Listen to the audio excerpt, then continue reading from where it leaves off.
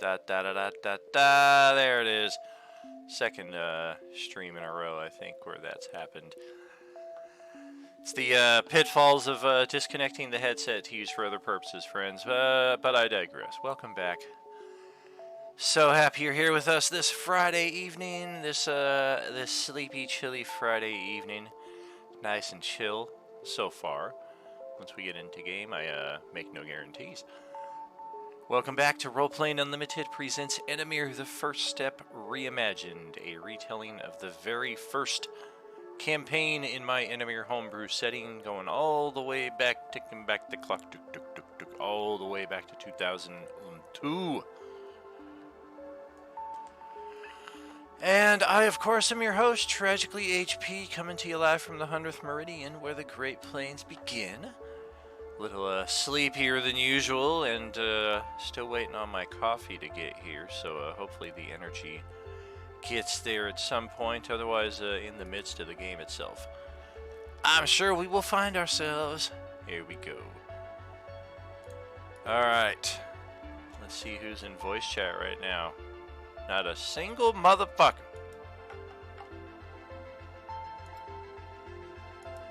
Oh, there we go. There we go. Wait a minute. Okay, something's really screwy here.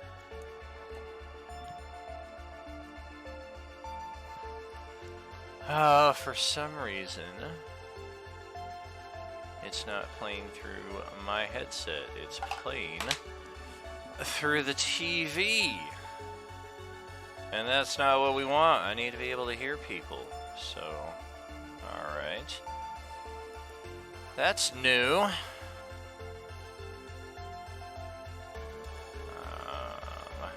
Let's try voice and video output device. That sounded promising. Ah! Hey, there we go. That sounds better.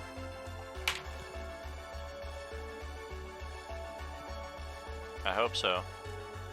Can anybody hear me? Yes. No, I'm sorry, I don't hear nothing. Oh, woo, woo, woo.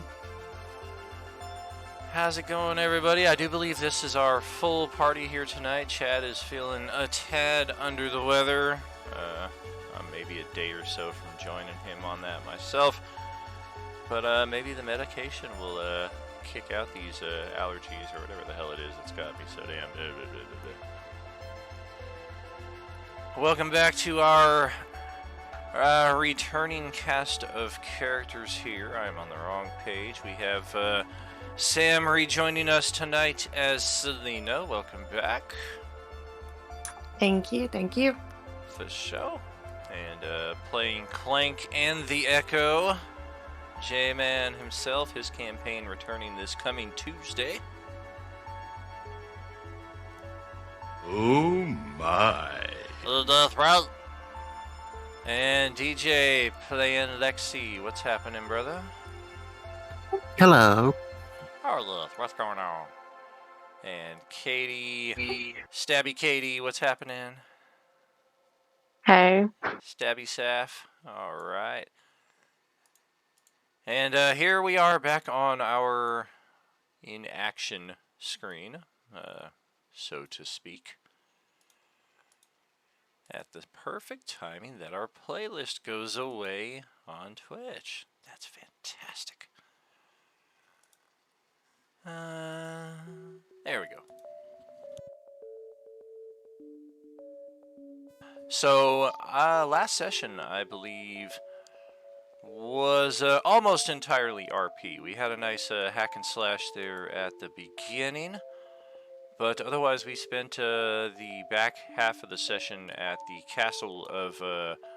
I've got it backwards here. It's actually Baron Surtago. But, whatever. And the place had recently come under a siege from the bandit Lord Santoro. His hideout marked somewhere in the obscured areas to the west. Over here somewhere. And it was a quick and bloody affair. The bandit had access to some pretty awesome technology that allowed him. He had soldiers on gliders essentially, kind of descending from the hills. So a lot of people were able to kind of get over the walls and get past the keep's natural defenses just in that respect. And the castle's defenders were triumphant in this defense here, thanks largely, King Count. They were thanks largely in because of the efforts of our original cast of characters, going all the way back to 2002, who were there for that battle in particular. Our characters here are arriving in the aftermath of that, after the heroes of Alaram, as they are coming to be called, have already departed onto their next adventure. And here in the keep itself, our characters were mainly here to play triage, kind of help with some of the wounded who still hadn't been able to be aided. And we met an interesting young lady here, dressed in some pretty outlandish noblewoman clothing, although just imagine it quite a bit dirty and tattered, given the battle that she was just present for.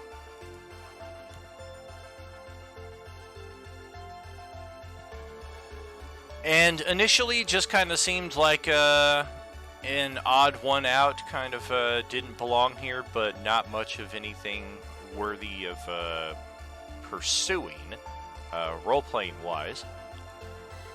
That is until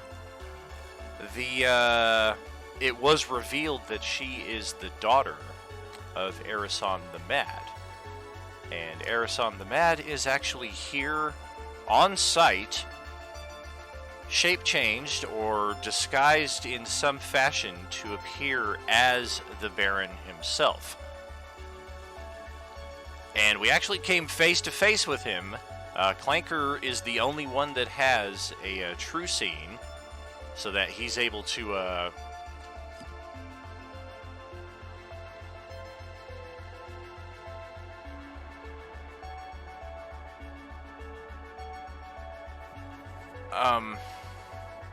I'm sorry, I lost track there. Anybody help me where I was? We were talking about how Clanker has the true sight. Gotcha. So yes, Clanker is able to see through the illusion of the Baron, and we did not pursue that, at least in any offensive capacity. And it was a short while later that our characters made arrangements to escort this young lady off of the premises, out through the back gate here of the keep. And no sooner had we arrived at that point before we came across a crowd of refugees making their way in from Mylar. So we got refugees kind of going both ways here, actually. People leaving the castle supposedly to the safer grounds of Mylar, but also people leaving Mylar and making their way here. And one of them is Erison the Mad. Not disguised at all, just covered in a simple cowl. And otherwise, seemingly unaware of your group's presence exiting the gates. And that is where we left off last time around.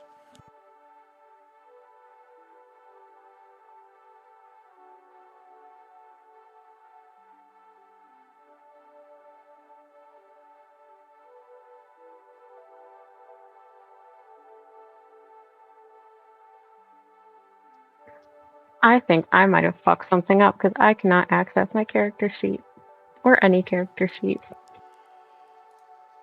Probably not you. Maybe just joined in after. Yep, that's exactly what it is.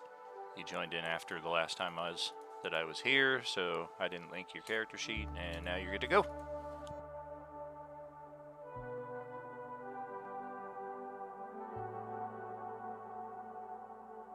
So this other Erison looks exactly like the other one.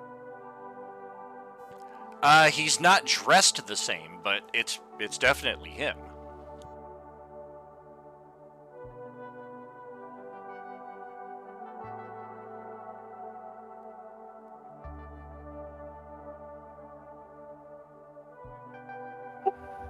Anybody?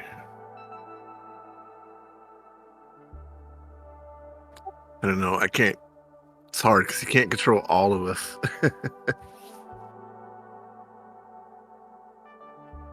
And I don't want to meta too much.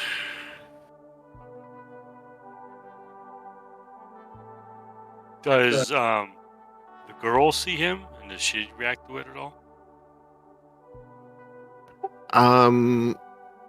Her perception is not akin to yours. She does not seem to see him.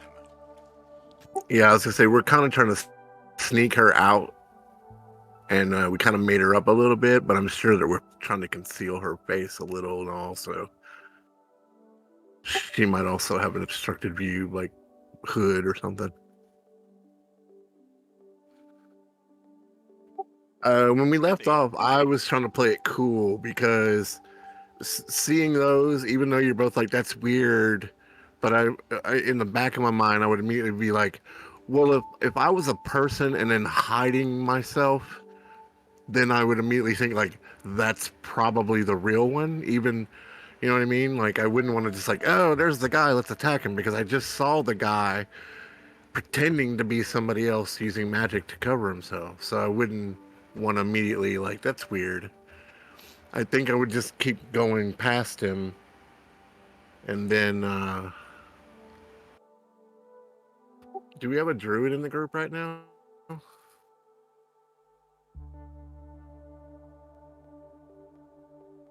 I don't think so.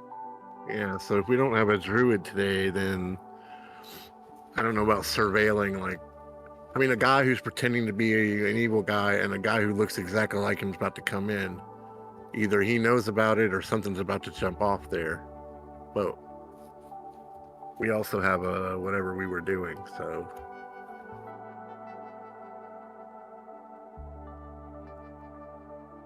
Well, yeah. I mean, if the rest of the group seems like they just want to keep taking her out of here and leave that shit alone, then I'll do that. That's what I was thinking. I mean, even if we. I have a cloak of displacement we can use on her that it won't like hide who she is, but it'll make her seem like she's where she's not in a way. Like it's just like it makes it like if somebody were to try and grab you, they kind of just grab air because you're a few inches away from where they see you. Well, I think we're out of town and past the guy, the second guy. Well, no, we're just leaving, and he's just coming in. He hasn't noticed us or her. She hasn't noticed him. Right. So I think we just basically ignore him. We just go, and whatever happens between him and the other guy will happen. Do you remember if we all saw him, DM? Yes, all of you see him. Okay. I guess I'll do my best to kind of, because if he's on our right, like look to my left at them and kind of do a face thing, like with, I don't know, mouth it or with my head nod to be like, let's keep going and see what response I get. You're gonna give him a nod? Yeah, like I'm like, just keep moving without trying to talk out loud too much. Just to see if we can just keep moving, maybe move to a position where we can at least speak without being overheard. I think he means he's nodding to us, not to Oh, gotcha. I was like, you're nodding to Arizona. Yeah. Okay. Yeah, I'm trying to, because my right as we leave, and I'm looking to my left at my party members. When I face them, kind of like, you know, like Sure. the indigenous pointing with my lips, like, keep moving, keep moving. It's the old Ferris Bueller. Look over there. Yeah. I know you see that, but just keep moving. Yeah, if everybody else is going, I'll just kind of. I'm fucking pretty down too, but let's just keep moving. I've got the low charisma, so I feel like I'm kind of just gonna look right at him. That's this big, Warforged. I just like stare right at him. So if he happens to look at me, I'll see this Warforged just staring at him like you. But I just keep going, like Maybe I do that to everybody.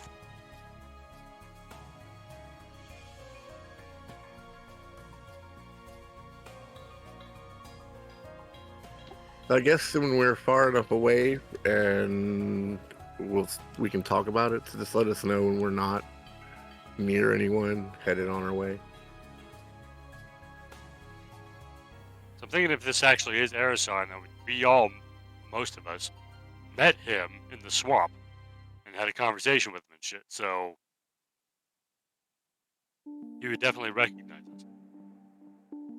Yeah, as we're in passing and Clanker just kind of stares dead ahead at him, he definitely kind of gives a look over his shoulder as your group's kind of going passing. But he doesn't abandon where he's at to go pursue your group. He's just kind of like, oh.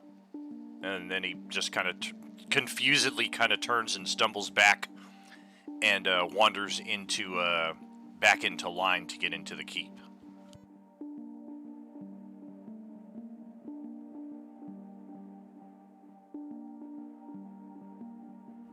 Good. I'm for keeping on moving until we're in the clear.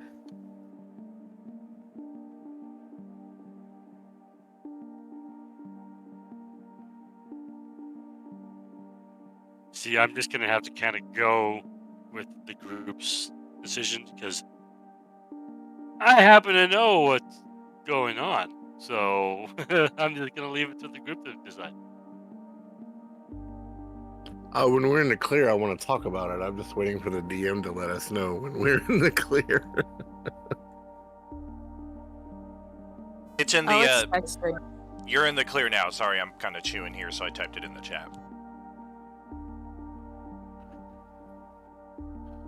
Did y'all see that? There's two fellers that looked exactly the same, I swear. Indeed. And I can tell you that second one was indeed, that was his appearance.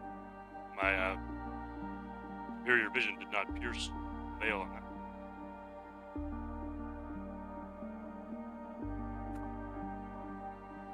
You think they're all twins? And it's possible. Perhaps he used magic to make a decoy.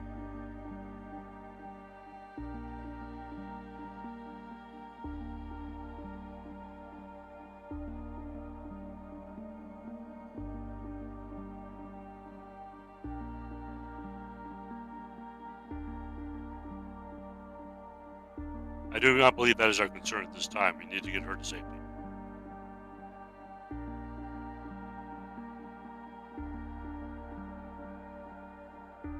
I'm in agreement there.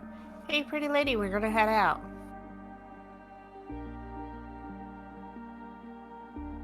She kind of turns back a bit worriedly towards the crowd that's gathering at the back gate, and all of you can kind of spot in the setting sun distance ahead what looks to be another 15 or 20 or so people making their way from Mylar's the only town up ahead towards your location here at the castle.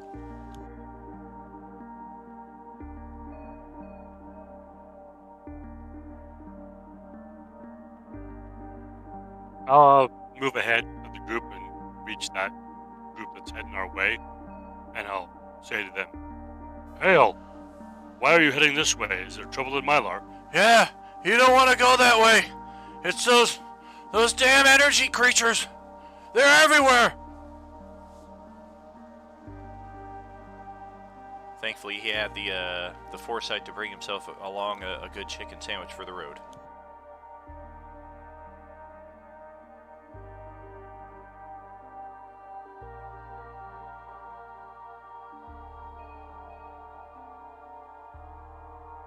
I'll come back to the group and let them know.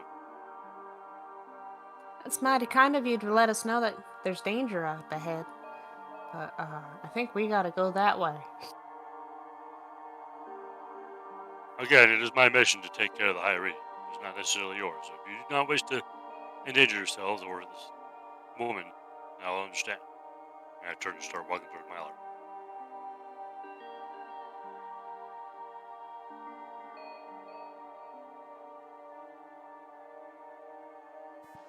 The girl kind of pauses a bit, like, oh man, well now what? Yeah, if we're not taking her there, where are we taking her then?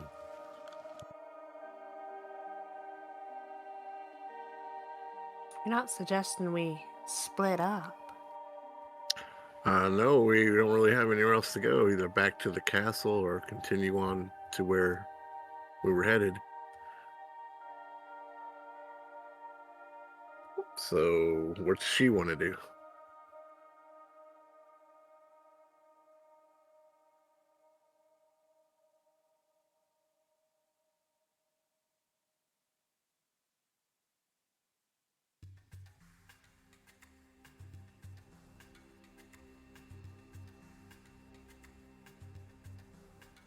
Yeah.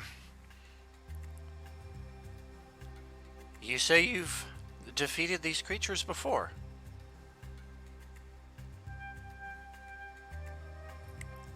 Yeah, Yes. from time to time. Yeah, it's kind of that thing we do. I'll have to trust that. I know my father is a raving murderer. I don't know just how well you would fare against his magics. Hey, y'all said it's full of them, but do you really know how many there were?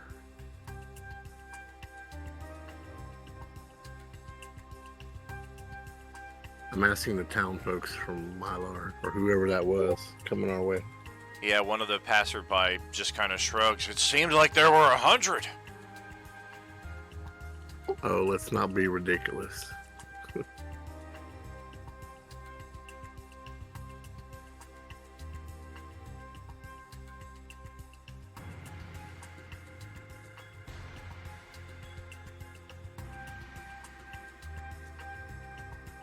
Well, even 100's still better than that Tarask we ran into a while back.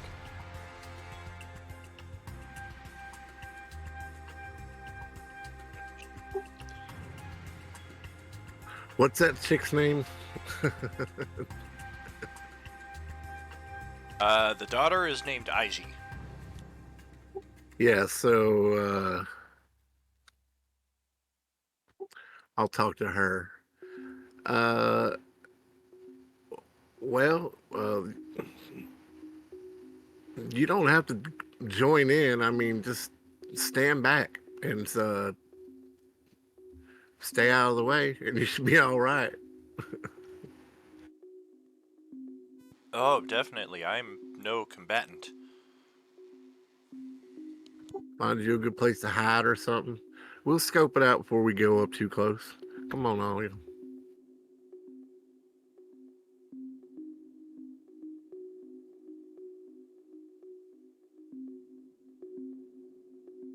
Already marching that way.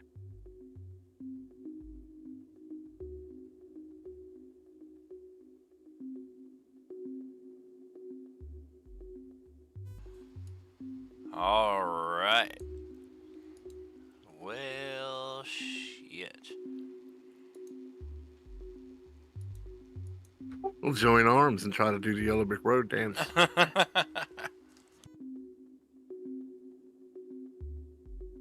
I think it'd be kind of hard since I'm only 3 foot tall. You could be Toto. Y'all got a basket? Sure, we can find something. I mean, hell, I'm already the Tin Man.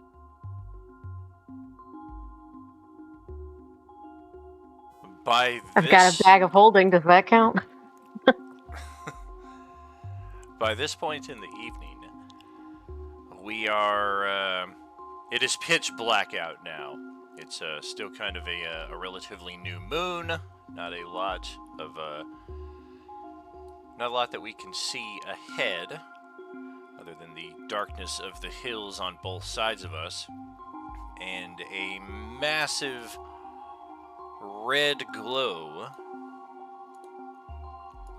from about 4 or 5 miles ahead to where you would guess Mylar to be. And this is a substantial glow. This is like kind of coming out of the barren hills here in Nevada at midnight, and then all of a sudden you get your first glimpse of Vegas off in the distance, and it's like a glowing neon city after just nothing for the longest time. So something is definitely up there.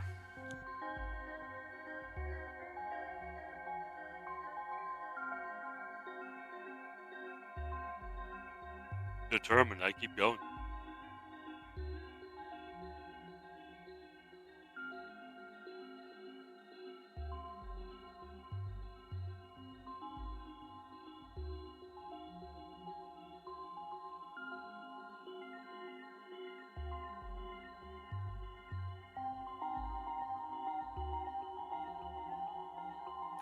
I guess forward we go. Seems like it. And as we make our way to the last ascent here, or descent coming into Mylar, there are, no joke, over 100 of these Hydery just kind of flitting about through the remains of the town. There is very little left of the structures themselves. There are no sight or sound of any people or supercharged. And perhaps most tellingly, there is one giant Hydery that is about the size of the town itself. And it's almost like a dome covering what's left of the town. And you imagine part of the this beast is still kind of like stuck in the ground itself, like such is the immensity of this creature.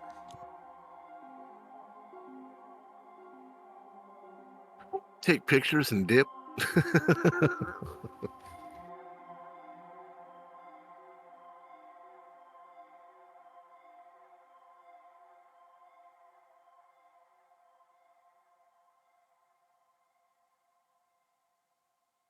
Yeah, I studied that scene for a while. Then I'll probably say, I am unsure if we have the firepower to alleviate this problem. Oh, I know I don't.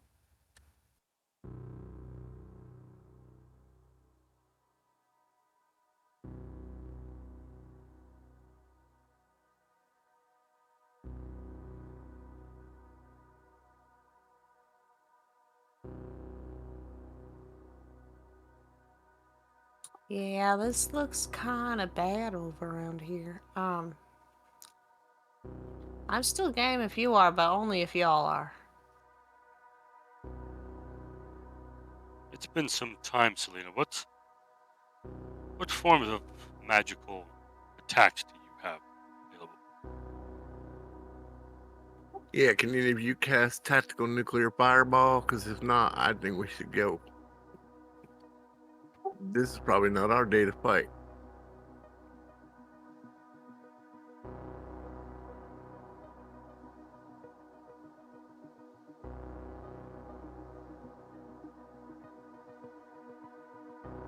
I'm fighting with a stick over here. I don't know what would we do. I don't think we have the firepower for this right now. I think it would be foolish to continue. I look at the girl and I ask, "You got a cousin's house or something we can go to?" She looks completely bewildered at that comment. No.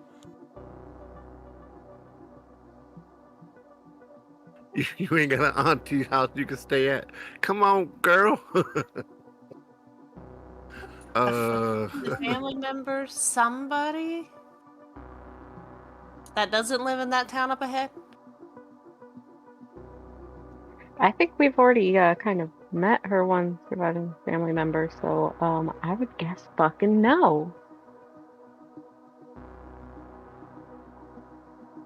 Well, young lady, I mean, we can always go back and face the apples at the castle, but I don't think we can stay here. I don't know what you're gonna do from here if you're not coming with us. We can always camp in the wilderness. You want to camp a little distance from here and keep an eye on this and see if it clears out like they do when they're in small numbers?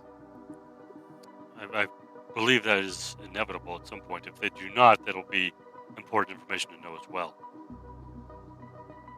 Yeah, I mean, if anything looks like a home base, that does. I suggest the rest of you find a secluded spot to take a rest. I will post up near here to keep an eye on that. I'm gonna leave it to y'all here for a minute or so. Go wash my hands of the dinner that I just scarfed down, and then I'll be back 100% here in a minute.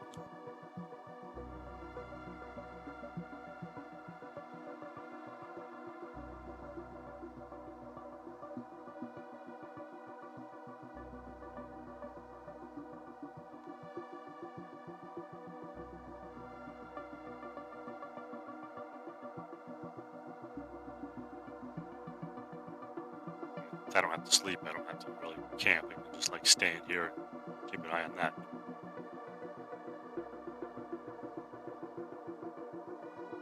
Like the Terminator. Come on, dude, we got like a whole 31 minutes without a Schwarzenegger impersonation. Dude, come on. Ah, he's gone. He didn't hear it. He heard it, I bet. Or maybe not. Who knows? You'll never know where he is.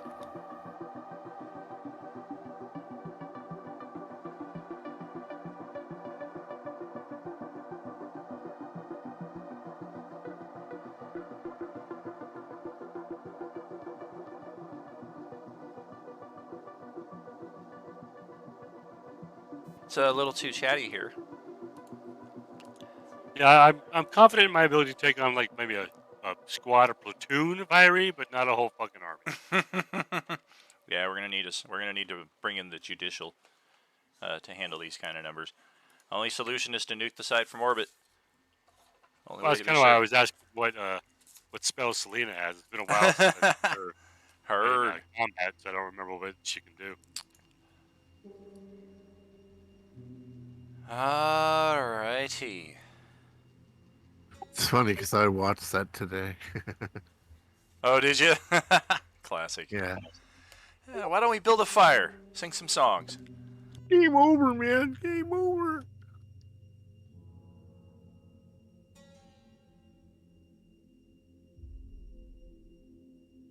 I throw instant campsite. Blah, blah.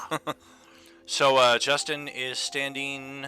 I'm sorry, Clanker is standing guard, and everybody else is either is getting their sleep or meditation, whatever they need for their long rest. Or short rest in this case. Oh, we're doing a oh yeah, short rest. My bad. Gritty. Really? You had to correct him? Seriously? Like, we could have gotten like Gritty, a 2-1 out of that, dude. You guys just had a long rest. Don't be greedy. He would have. I mean, then I could have my banishment spell back. We did finally get a long rest, and your character would have been part of that. Ah, that's good. Yeah, that would have been all the way back down over here. We spent 3 days there. There was a Hidery incursion down at the docks. We fought it off, and then we had to restart the long rest. We got it, and then we headed up to the castle, and we fought this giant chicken lizard flying thing on the way. Did we remember to add in the coins for the bounty? I remember that was given to your character's last game, but I don't remember if anybody added it.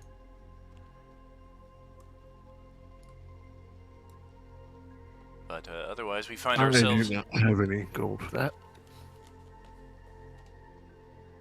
How much was it? It was 2,000. Total or each? Total. Yeah, I don't think so. I've got 1,000 gold on me. That's it. Yeah, there should be 2,000 for the group to share. But at the midnight hour, we have a sudden opening in space and time, a void of negative energy that instantly sets Clanker's passive perception on warning, warning, alert, danger, danger, Will Robinson. And we see a rather menacing figure step out of this portal, and she looks like... We did get a short rest, right? So I can use some hit dice. What's that, Katie? We did get that short rest, and I can use some hit dice to restore some shit from myself here, because I've seen better days. Well, we're in progress of our short rest, but we have not yet achieved it. This is maybe the midway point. Okay. And this figure steps out, an aura of dread, menace, and uncontested power would be a great way to describe the presence that she brings with her. Oh, there's no reason to wake up. Yeah, I mean, can't do anything about Clanker is free to respond as he will, and anybody who's playing an elf as well, I think, would instantly kind of be like, yeah, that's, I'm aware of that. But as for I'm our finally humans, aware of something. Oh my god. as far as our humans, though, they are possibly still asleep, depending on the actions of the rest of our companions. As this new arrival looks over your campsite, she appears to have arrived specifically for all of you, or perhaps just some of you, as she begins stepping towards you with purpose. I was going to ask how far away was she? At this moment, she is 20 feet off.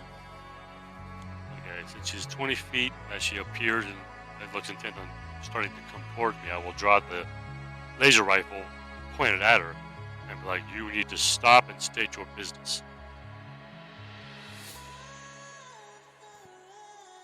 She does not appear to recognize your presence whatsoever. It's almost like she's looking right through you towards one of the other companions in the group.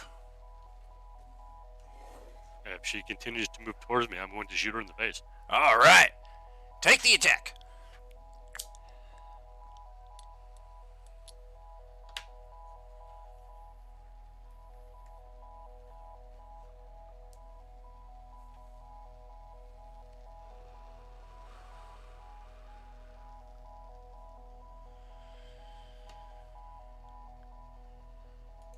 Motherfuck, I was sure it was going to be a natural 20.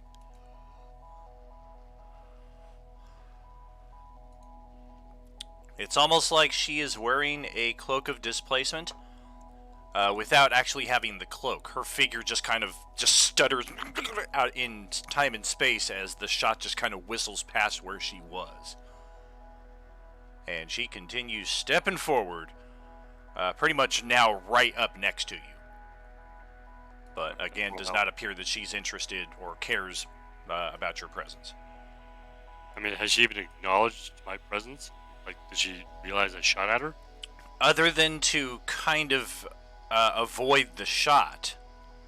But you're not sure if that was intentional or reactive, because she's still not looking at you, more looking through you. Okay. In that case, I will stow the rifle, pull out the axe, and go at her leg with it. And as I do that, because I do have extra attack to get the second attack, I will yell at my loudspeakers or whatever. Threats! Threats! Hi, there's scary pretty lady. What brings you here? Yeah, she appears to acknowledge Selena's existence just as much as she did Clanker's, but Saphiel and Lexi are certainly alerted to Clanker's warning there.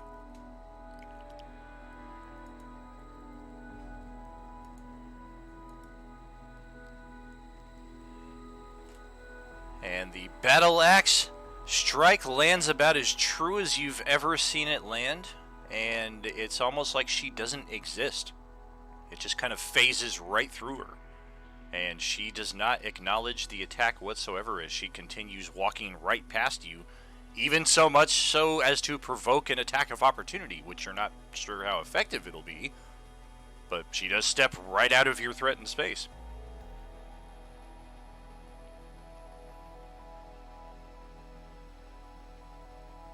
I'm grabbing her. Yeah, she is not fucking real.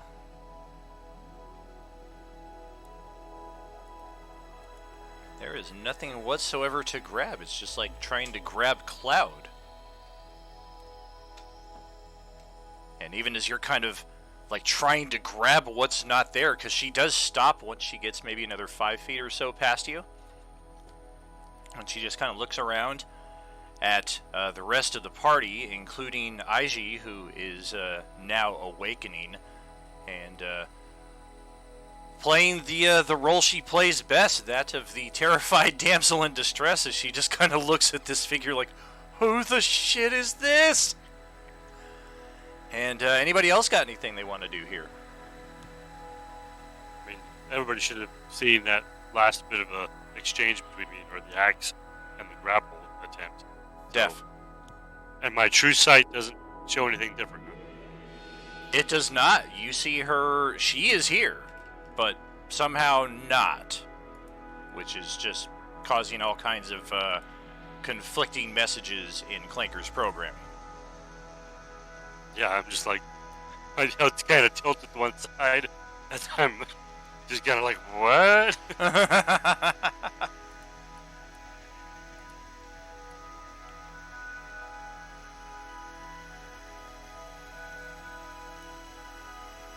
All right. Looks like we Having lost spotted her... Oh, go ahead. I said, it looks like we lost Katie for a second. She's restarting.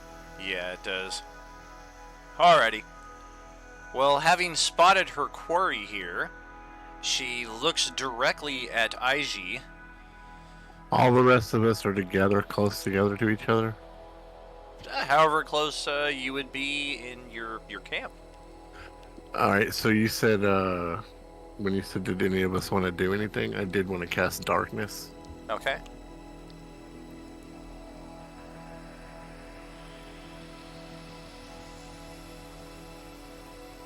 And anything from Selena?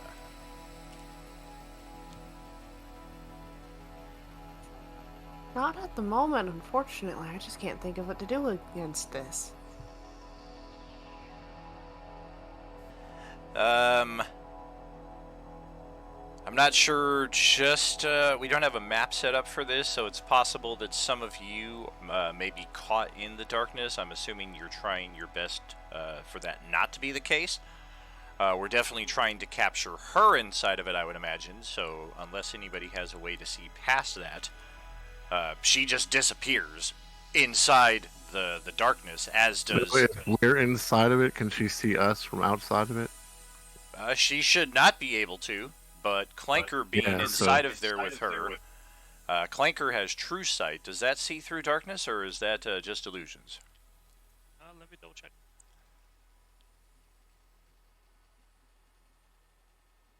I'm trying to hide, since I'm the center, I'm trying to hide the girl and whoever else is around me. Heard. Just so she can't just run straight for the one she wants. I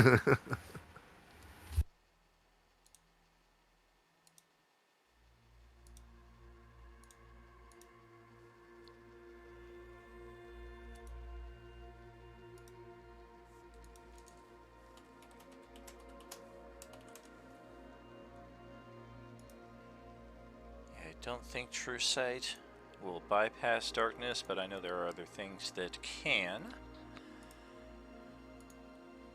And, yeah, unless any of you can see... Oh, fantastic! You can see in magical darkness. Yep. Ethereal plane, invisible, yep.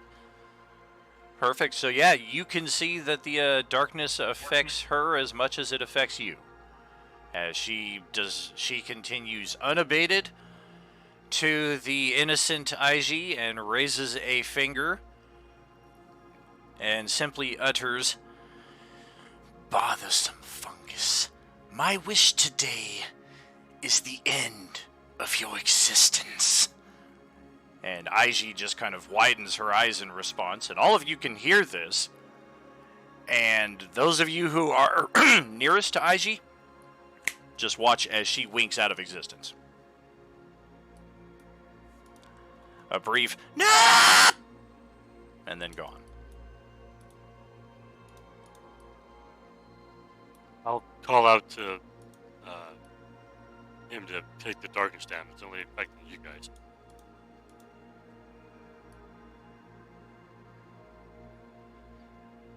Where'd the pretty lady go? I will continue to go over there and try and grapple her. Maybe she'll become real at some point. I don't know. Having seemingly completed what she came here to do, she's kind of just standing there, like, breathing very, very heavily in triumph, almost as if possibly she gained a level or something out of this exchange. And as you continue trying to grapple with her, it's only now that she finally kind of half cocks her head in your direction. "I can't blame you for not giving up. You are a machine, after all."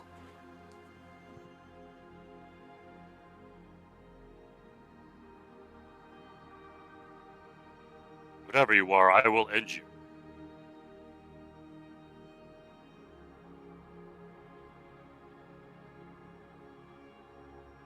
"And why is that, pray tell?"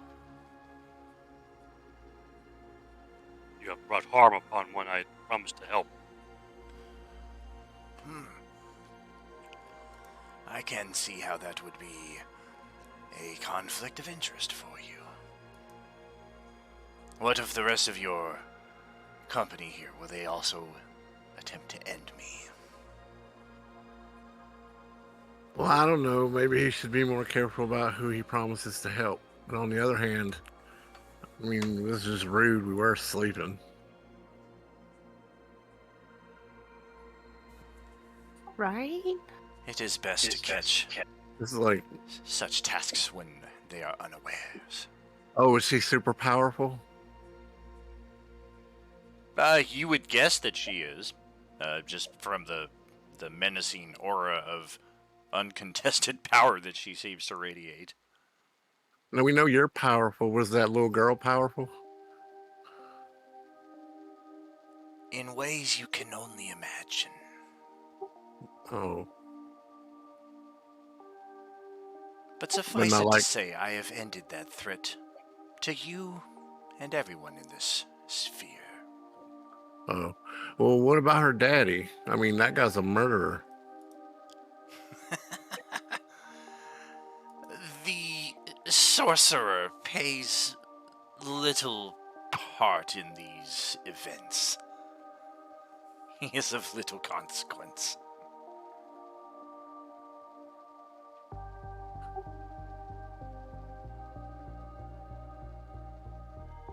Hey, ATM, does any of this sound logical to you? You're the robot. Who is ATM? No sense of humor, robot, please.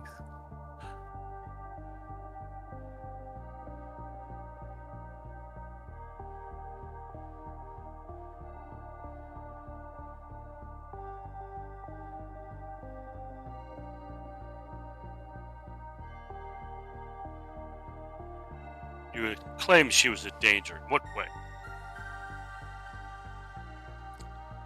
It's almost right about now that your passive perception kind of catches at the same moment that this newcomer just kind of nods her head toward the town down the hill from you.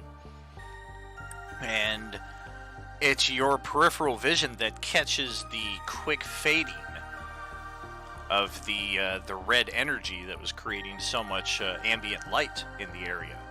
the massive hidery that is encompassing the town is the first to go, and in quick succession, at least half of the 100 or so that are flitting about down there just kind of join it in its rapid dissipation.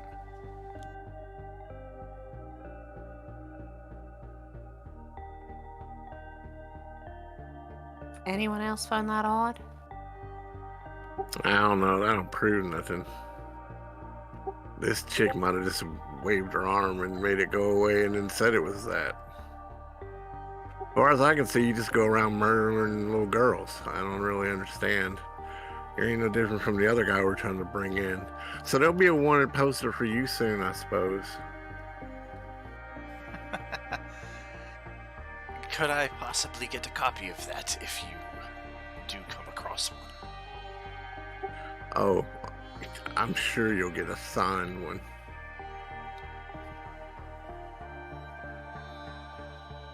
It's really funny because at various points during this conversation, like it like tries to grab her again, just passes her. Oh.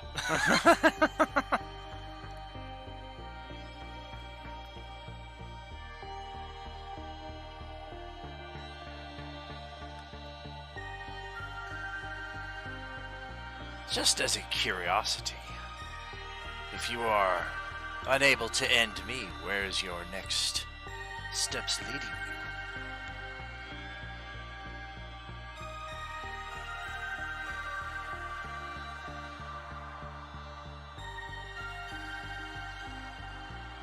I don't think we thought that far ahead. I know exactly where my mission lies. I'm not telling you.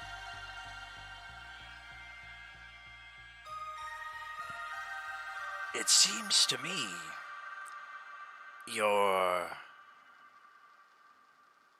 best objectives forward are either to resolve the issue with the Tarask, or to try to recover your missing friend Satrike.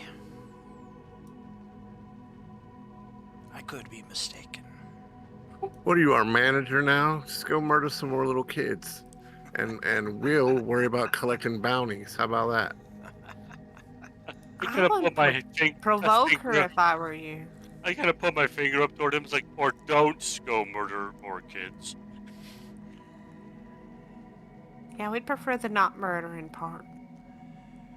Roll perception, each of you.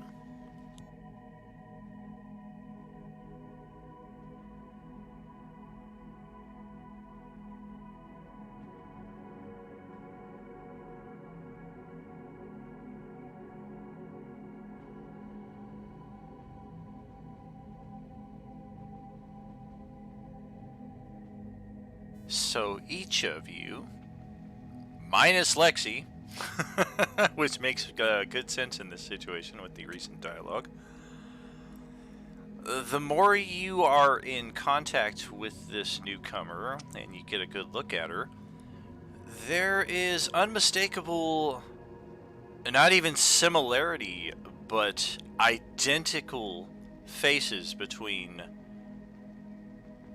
this newcomer and the girl she just eradicated.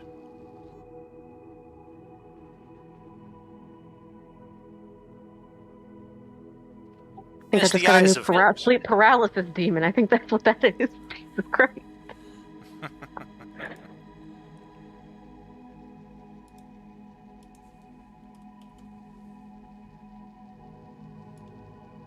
Hey guys, is it me or does she kind of look like the pretty lady?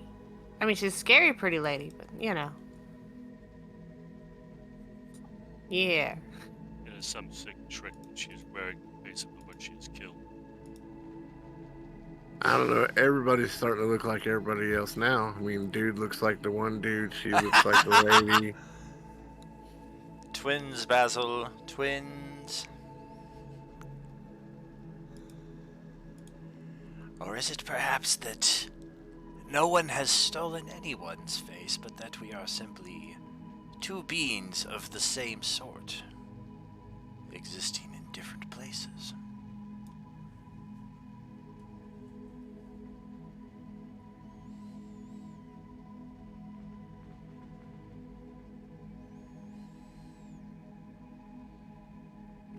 At this This point, I would stop, trying to grab her because it's obviously not getting anywhere, and I would just kind of step away from her a ways and be like, "Look, you've done what you've come to do.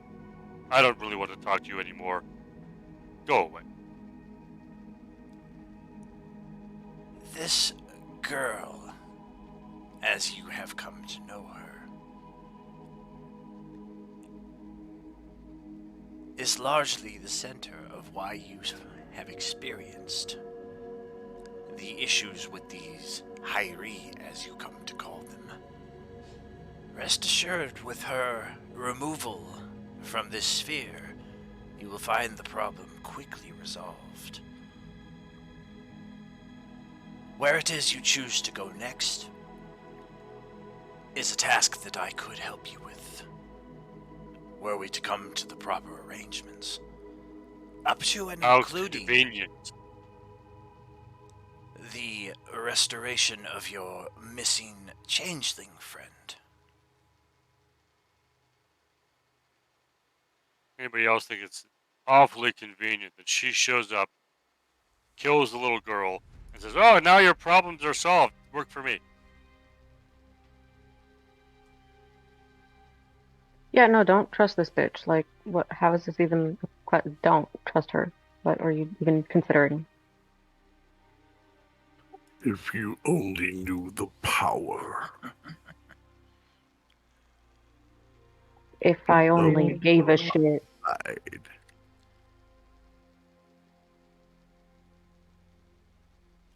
Far be it from me to claim to know what lies in your heart and minds, but every word that I speak is true. Deny it all you wish.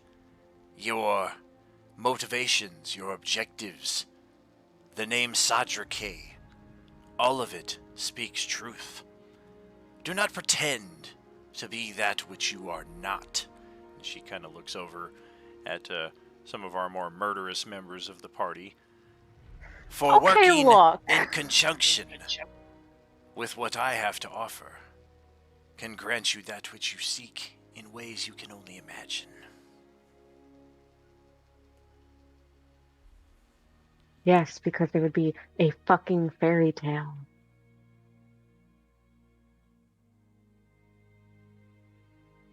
This might be a little stabby, but at least it isn't talking to Hallmark cards. You know what I'm saying?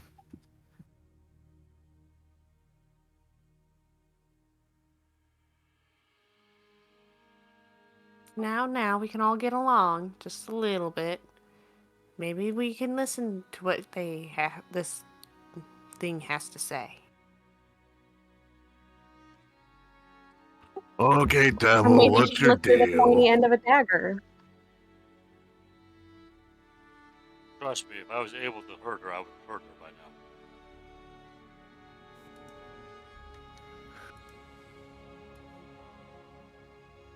Does this level of power hold no appeal for any of you? By all means, continue your attempts to end me, to place me upon your paltry papers, to claim a few pieces of shiny metal.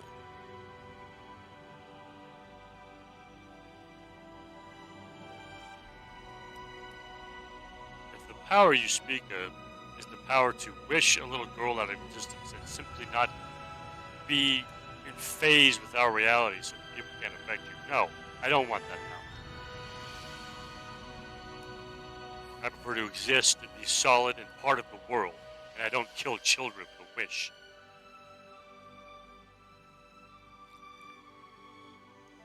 I'd hoped that you might see a bigger picture, but you remain rooted in simplicity.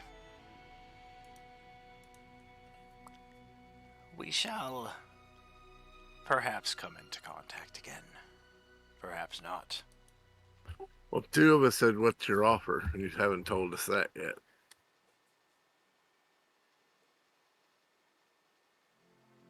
I missed that entirely. And are we,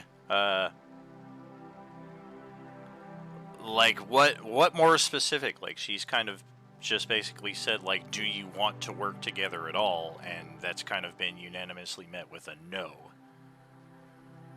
Yeah, so doing what? What do you mean by work together? Doing what? Like they said, no, we don't want to murder little kids. That's what we're doing. Like I doing require what? no assistance cleaning up the others. In the here and now, all that I offer is a means to locate your missing friend.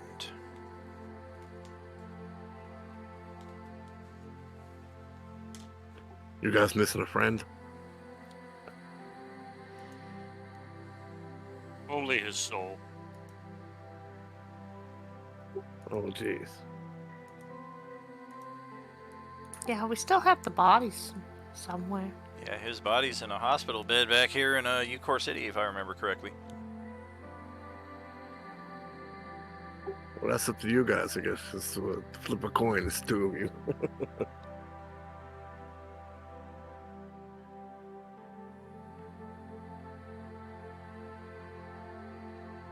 I will not tell you how to live your lives, but if you decide to work with this thing, I will not be joining.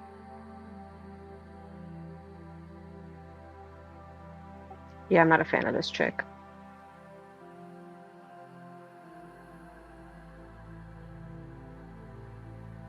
All right, so we leaving or you busting her up? What's If you have a way to bust her up, please go ahead. Yeah, Alright, if y'all aren't gonna listen to her, then I guess I'm gonna go ahead and follow y'all. So, yeah, thanks for the offer, lady. But yeah, we'll see you around.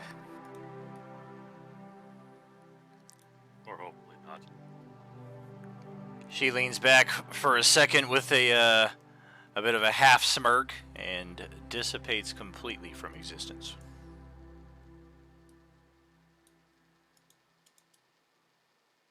I just gotta stare down at the spot where the AGU had been laying. Well, that sucked. yeah, it's probably she had to go probably murder a Girl Scout troop or something. So who knows? You guys want to head back to that castle and all that in the morning?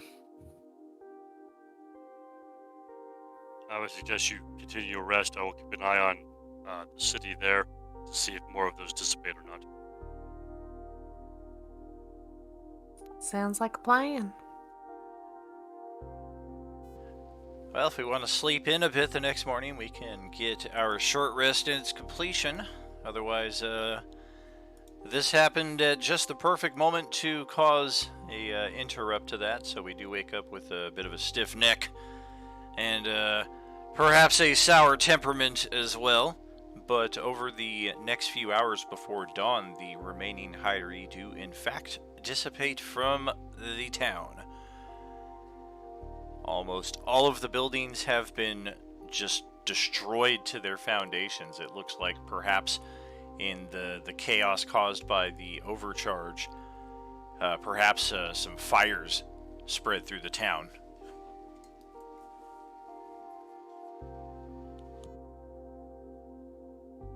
I would like, as they're up and ready to go, I would like to go down to Mylor and check around.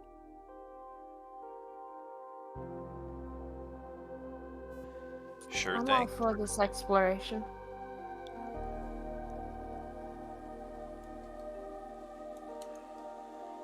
In the town itself, it is eerily quiet.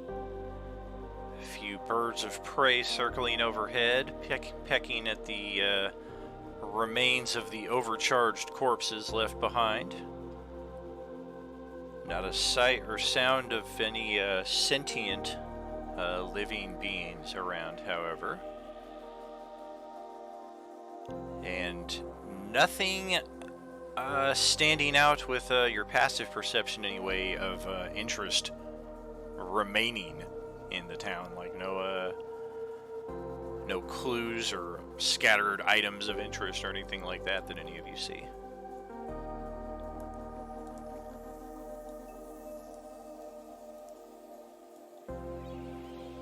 Is there a temple in the town where people would come back from?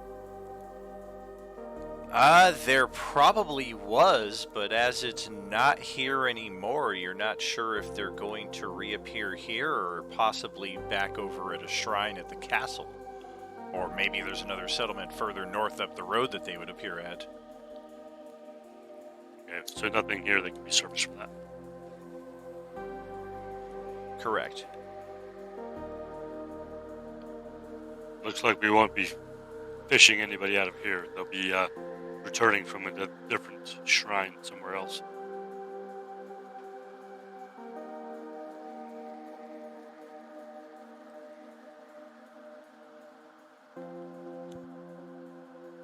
Now the question is, knowing that was Erasan's daughter, and that he was very interested in her as we were leaving, do we wish to go tell him what happened? Would there be an advantage to having him think that she is still alive? Or would we get an advantage by letting him know she's not so much? It could go either way. He could try to attack us for keeping his daughter from him. He may try to attack us for not saving her. He may decide to join us in trying to kill that one. I don't know. It's hard to determine the mental state of someone known as the Mad.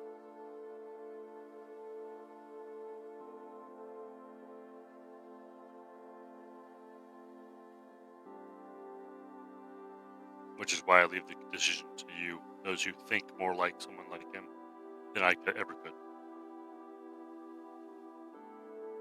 He just That is insulted the you. most backhanded compliment I have ever received in my life. It's a low charisma, baby. In and out of game. I think that is the most backhanded compliment. But, like, thank you. It's like from the gamers except switch intelligence with charisma. My charisma is a 4! Outrageous!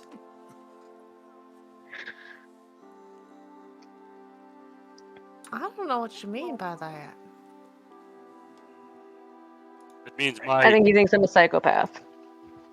Not necessarily. It means the way I am constructed, I could never think in a way that he does. The rest of you are not constructed. You are born.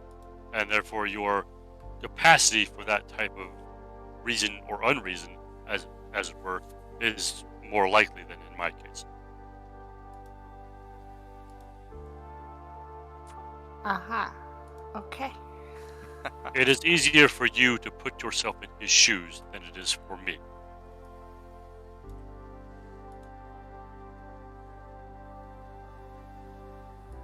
That is why I have difficulty analyzing how he would react to anything we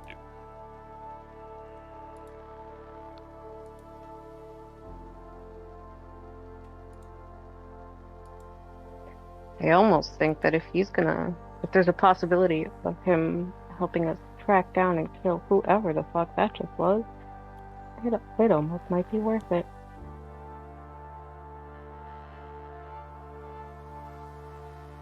He does seem to be a very powerful magician. Perhaps he has the means to lock her down so that we can do something about it. Or he could just flat out try to kill us.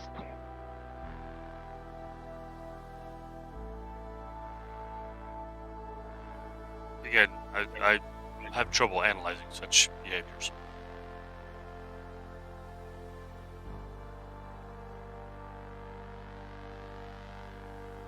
Is there any kind of roll that we can do to see if we could adequately surmise what he may or may not do? Insight. Insight. Fuck it. I mean, it's worth it. Why not? Fucking that's why not, Daniel. That right there is why. My dice are back, baby. Yeah, but doesn't she get a advantage because she's also a psychopath? I don't know, that's a 15. I think in general, regardless, her response just has to be, We don't know. We're trees. just no clue. Anybody else want to give it a try? I guess we're all kind of collaborating here.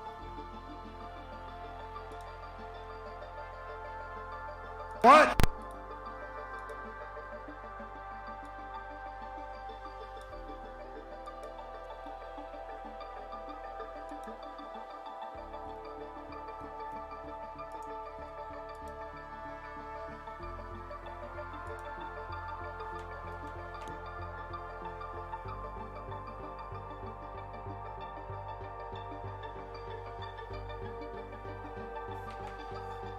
Well, shit. Lexi did okay. The robot fucking rolled better than me. Are you kidding me? Yeah, Done. I probably have disadvantage on that roll. Yeah. Oh man, so I would say Lexi's best guess here is if IG is the only person who Erison would not murder, and this is coming from IG's own perceptions. Erison would likely take this news probably by killing the messenger and then trying to resolve it himself.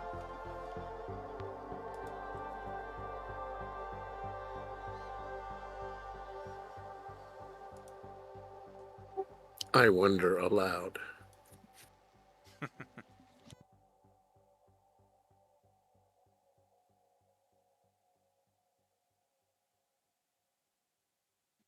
It's definitely in my scenarios somewhere.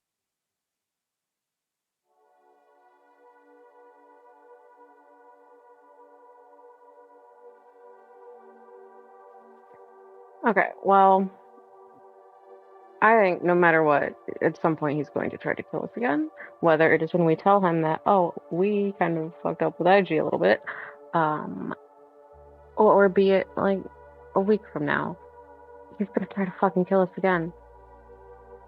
If we tell him now about IG, then at least we have a shot at mayhaps persuading him to help us track down weird murder bitch. And that's coming from a weird murder bitch. I'm self-aware. That's coming from a weird murder bitch. And we might even get him on our side for 30 seconds. And it would be a 30 seconds that would be very beneficial. Giggity. But again, I'll let everyone else put in their 2 cents. Y'all can decide too. I'm Yeah. not a dictator here. So is the story that his one daughter killed his other daughter? And now we gotta tell him, and he's a murderer. And then... So we tell him, and then we jump back to he's gonna attack.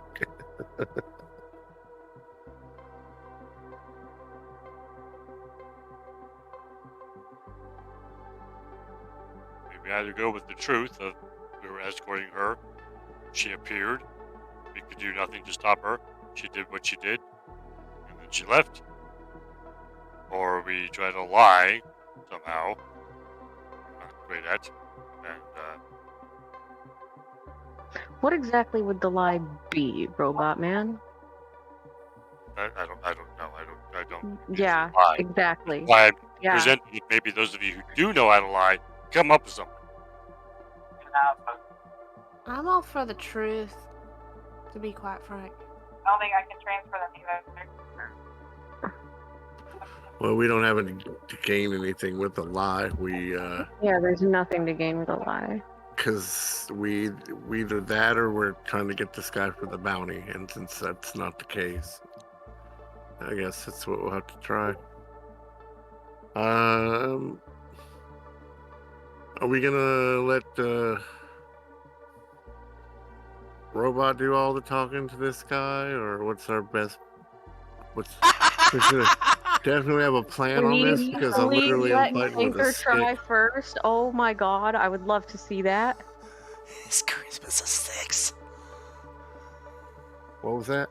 His charisma is a 6. Right. Which is why I Yeah, want I'm to just see saying. it. Like, Yes, have the robot deliver the news. I mean, I mean- honestly, Clanker and I would have very similar deliveries, and my charisma's a 16, so I don't know if charisma really has a lot to do with it. I mean, technically, I have a high persuasion because of the throne card. True. I mean, I've got persuasion, Alright. like, that's fine. All right, we're gonna literally stand behind the tank and give him the bad news. I'm down.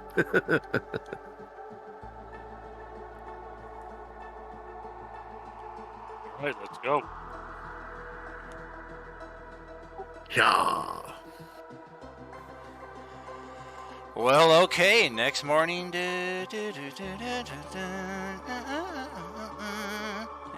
head off back to the castle, and yeah, just about the same as yesterday.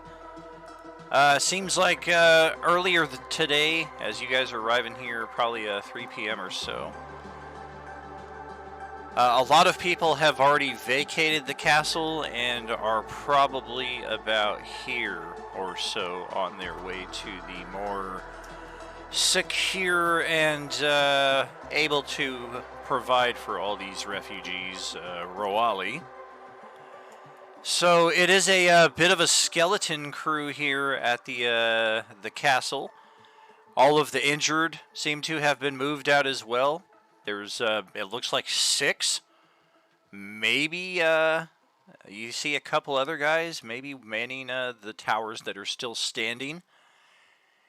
And quick on the spot, it seems that there's already a foreman and 2 surveyors here just kind of looking at the melted tower right here, just trying to figure out how to do... Can we get anybody with a transmute mud to rock spell? It'd be the easiest.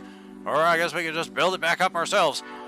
And yeah, looks like there's a lot of work in order here as your group arrives. And as you arrive at the back gates, one of the guards seems quite excited by your arrival from like 60, 70 feet away. He's kind of like a very excited, exaggerated movement, and he's like doing something with the guy next to him who runs into the keep. And as you get to about the 30-foot mark, there is a welcoming trumpet of triumph. And the one guard who is still here at the gate, welcome Lord Clanker and company.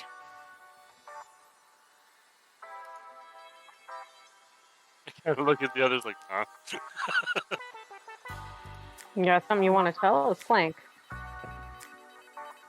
I mean, last time we were here, they did not call me Lord. I don't know what happened.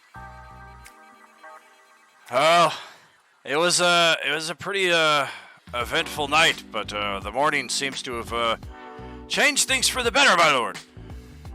We're not sure what happened to Baron Tego.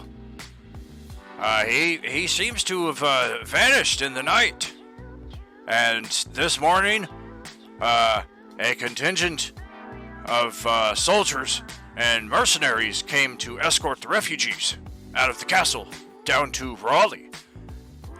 This construction crew arrived shortly thereafter, and a herald from the castle also arrived with these words, that praise to your ongoing efforts to rid the region of the Hyrie. It is as official as of 6 a.m. of the clock this morning that all Hyrie sightings in the region are currently 0, and this is the first that we have had the honor of presenting this news in some 30 days. While we cannot assure that the menace has certainly ended, Clanker's efforts are largely to thank for our ability to defend our communities against this onslaught. As such, he has been named Lord of the Castle in the Northwest Territories.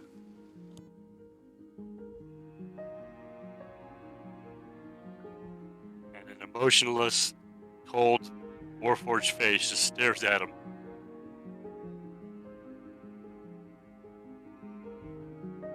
Hail, Lord Clanker! Hail! Hup, hup!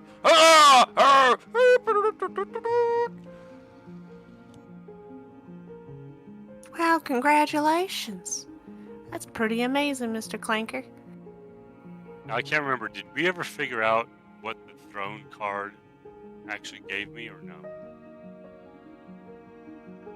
Thought we did. 'Cause I can't remember if we'd actually researched or had the lore checks to know what each card had given. I feel like it was Kylia who had some of that information after Sadrike was ripped from us.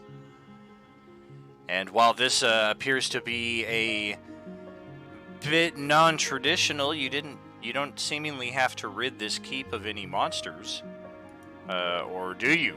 Or did you? Without even knowing it. Yeah, the stuff that's going on in Clanker's mind right now. Like, wait a minute. Because yeah, there's no Baron, there's no Arasan among the refugees. There's no refugees. It's literally like 10 guards. You see like 6 of them on patrol. The other 4 are probably on break or sleeping.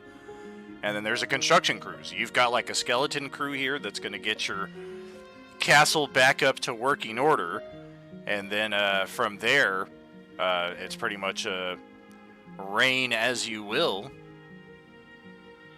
Supposedly in line with the tenets of the Kingdom of Eucor. You've been helping them out this whole time. It stands to reason that your morals would probably be somewhat in line, as it seems to be what their reasoning. I slowly turn to my group. I look specifically at Selena and Raphael because they were there for this. I go, the card gave me a keep, if you recall. Hey, now, didn't I tell you those cards are really nice? Yeah, I wasn't technically there for that. I was kind of like upstairs trying to not murder people because you guys told me fucking not to. Well, we Can't bring explained her to you. town anymore. But we did explain to you what happened with the cards. I mean, that's what happened with Sadrike. Explain what happened to Sadrike. I believe this is probably connected to what happened with the cards. Well, the cards would just keep on giving. Still got a few of them, don't we? Yeah, I've got 7 cards in the deck right now. Right in my pocket. I should have had that crazy bitch be like, hey, you want a card? Maybe she'd Oh, do it, dude, you John. should have. That would have been awesome. Oh, that would have been fun. Oh, damn. Yeah, that would have been pretty cool. Hey, but hey, look at this. We got ourselves a nice, decent home base with some people in it. It needed some repair as well. I don't have the kind of funds it's going to take to keep this place running for long.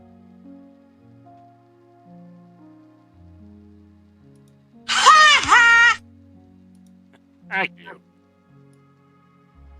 Well, I suppose we can just go around helping people and getting bounties off of it.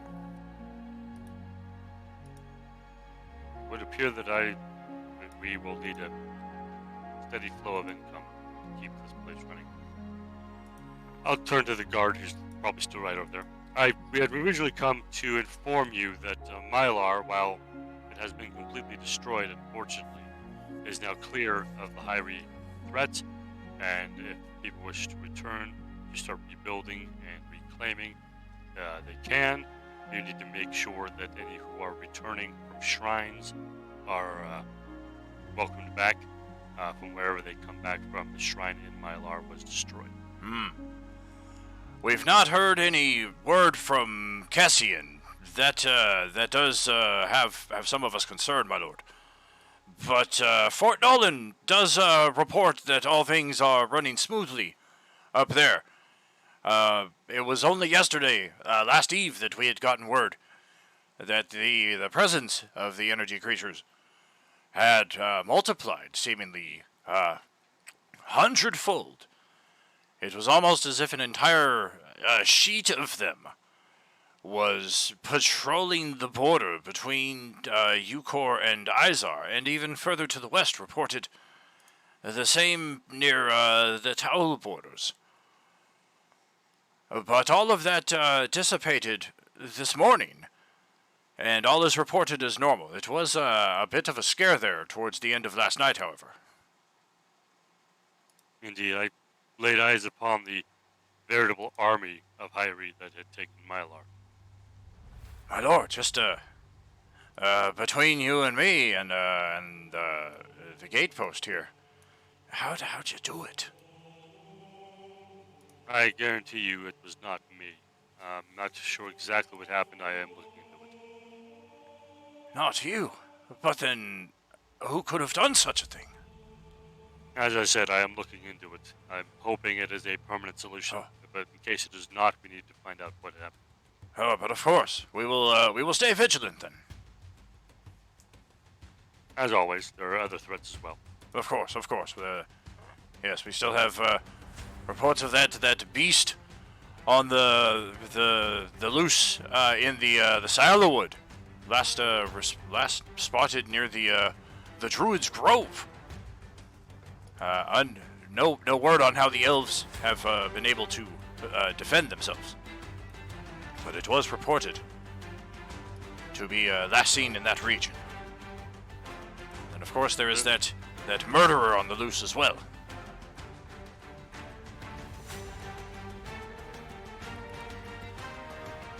Yes. Continue your repairs and whatnot. I will see to things later. But of course. He returns back to his posting with a smile on his face. It's a new day. And things are looking up. Wrong.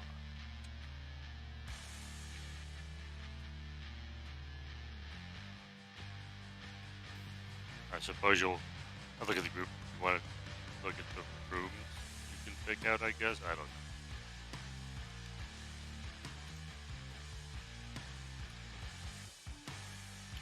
I'm not sure how long we'll be actually staying in this place from time to time, but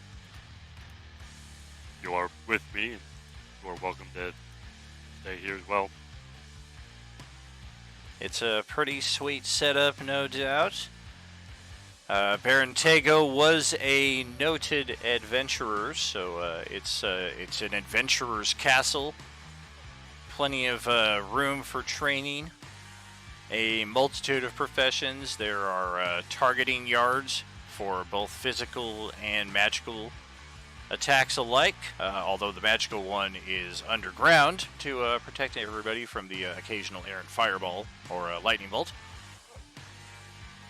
The chambers themselves are very comfortably decorated because only an adventurer knows just how much you need that long rest. Thank you, Don. After a hard day's adventuring, or in Don's case, after a hard hours adventuring. Sometimes a hard encounters adventuring. Are there any animals on site? There are some horses that are kept, and then the usual livestock just to keep people fed. Your goats, your chickens, some pigs. Any Cows. weapons I can take? There's definitely an armory, Yeah. so go help yourself. Yeah, that's nice. Yeah, anything super good in there, or just like Nothing better than what you have. I mean, it's all quality weaponry, but if you were a first level character who had just lost your weapons and armor, you'd be in Hog's Heaven, but otherwise. nothing as good as what my wife sends me. Yeah. Def. Yeah, that diamond she sent you that boosted your sword to a +3 is yeah. God, I love almost that as woman. good as it gets.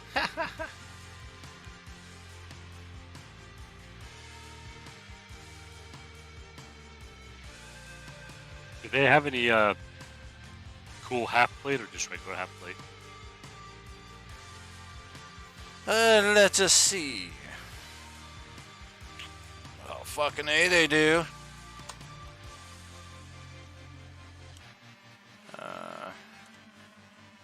Well, wow, look at that. Because I'm just rocking +1 scale mail right now. I'd like something better. We can do some +2 half plate. I will definitely switch to that if I can. Yeah. Just kind of sitting in the Baron's old adventuring chest. One of his older suits of armor.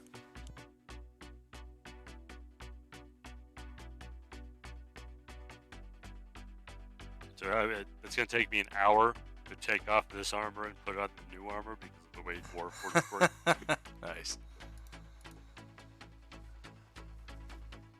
That's probably with help.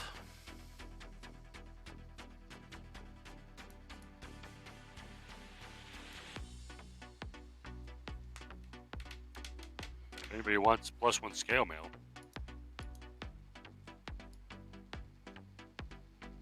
I will leave it up to you guys to decide your next move here. We kind of have a choice between quests or possibly even a bit of a sandbox ahead of us, depending on your next move. But I will send it on the stream to the BRB, and we will BRB about 10 minutes or so.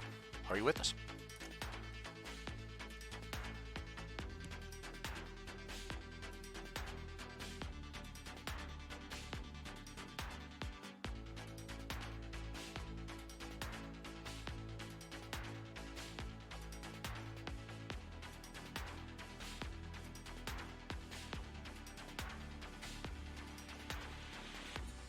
So wait, what's everybody's alignment?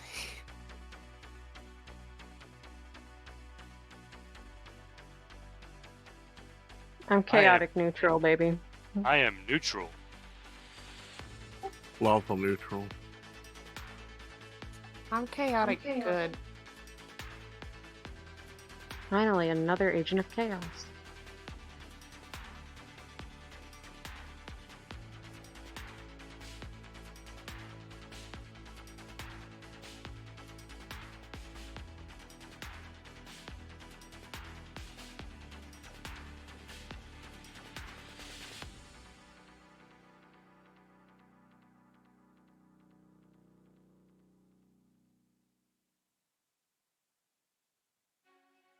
Do any of you need a +1 scale mail?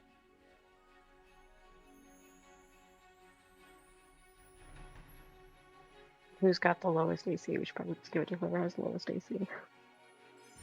Because that would affect AC. I'm sorry if y'all can hear my dog snore. I am so sorry. I don't think we can. Does anybody even use medium armor?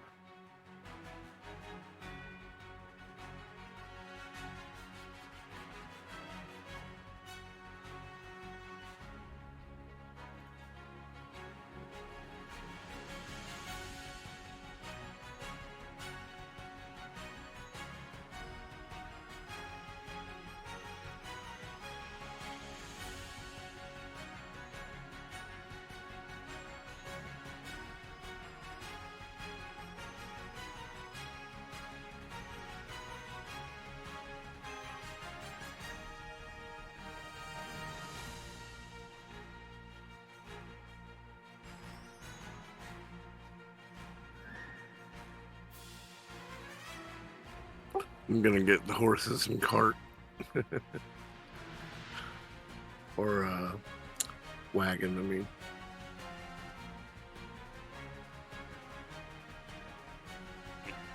What do you want to do next?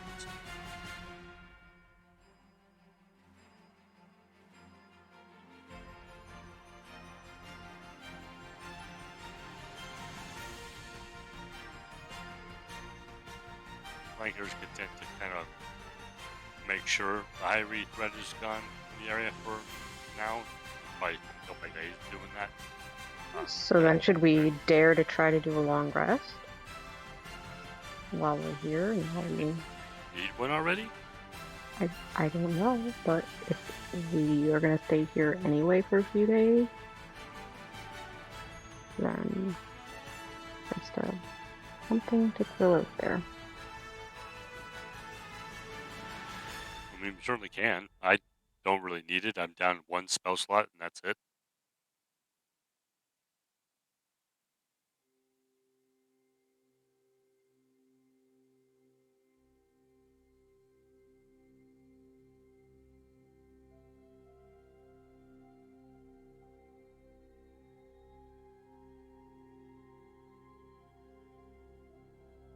Are there any other magic wielders with other people's spell slots down? Don't know who else uses magic here. Well, Selena does, but she wasn't here to have used it. Yeah, because I got that nice long rest before. But if you need a rest, you know, you can always take one. I'm still gonna go and decorate. I'm good with a short rest and using some of my hit die to recover the fuck is it, like HP. There we go. I know words. It's fine. Yeah, I know you set that back and do get a long rest. But even then, say we do get that long rest in, then what are we gonna do? I mean, no matter Well, what, we need to find dude. We need to find dude guy. Do Aerosol? Yeah. Jesus Christ. Oh, it's been a long week, y'all. I'll also use that time to send to these guards to go and get 4 horses and a wagon so we can quit walking. Yeah, that'll be nice. I wanted to go find Aragorn, so we try to convince him to come on our side. 'Cause I want to fuck that bitch's shit up. I'm not a fan of her. I want to find her. I want to find her corporeal being and stab the shit out of her. I Want to get don't stabby. disagree. And then we have like 2 minutes left of this break. I will also be right back.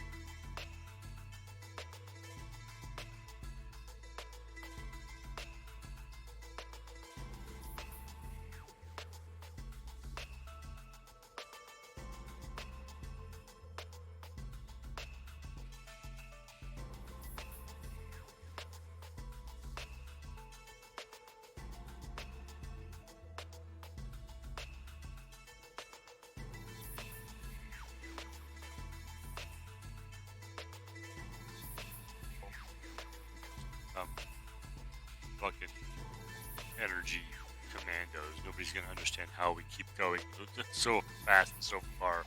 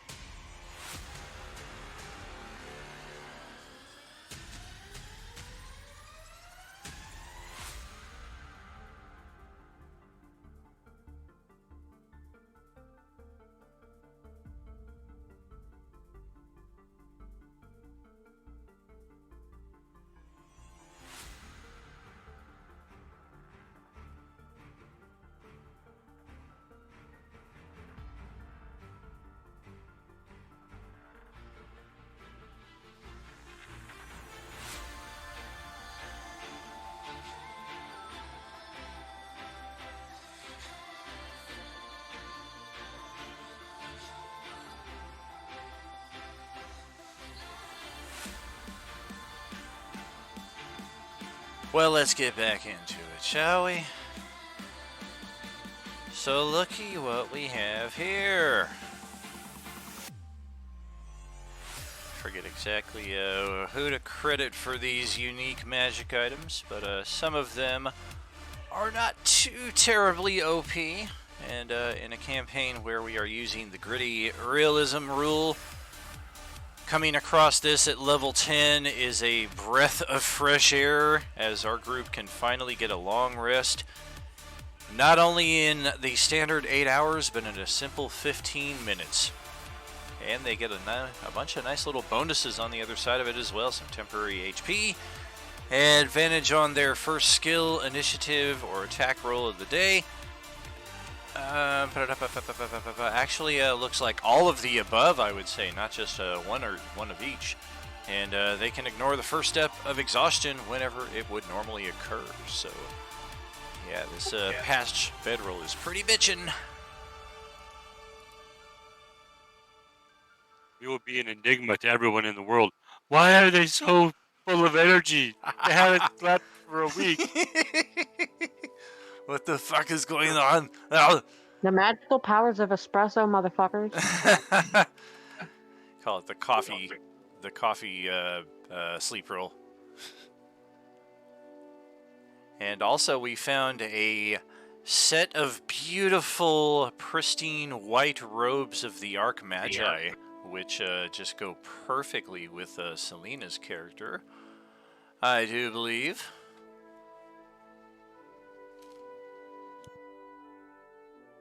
Yes, they are quite nice. Oh yes. It did not automatically adjust your armor class when I slapped it on there, so I made that adjustment manually.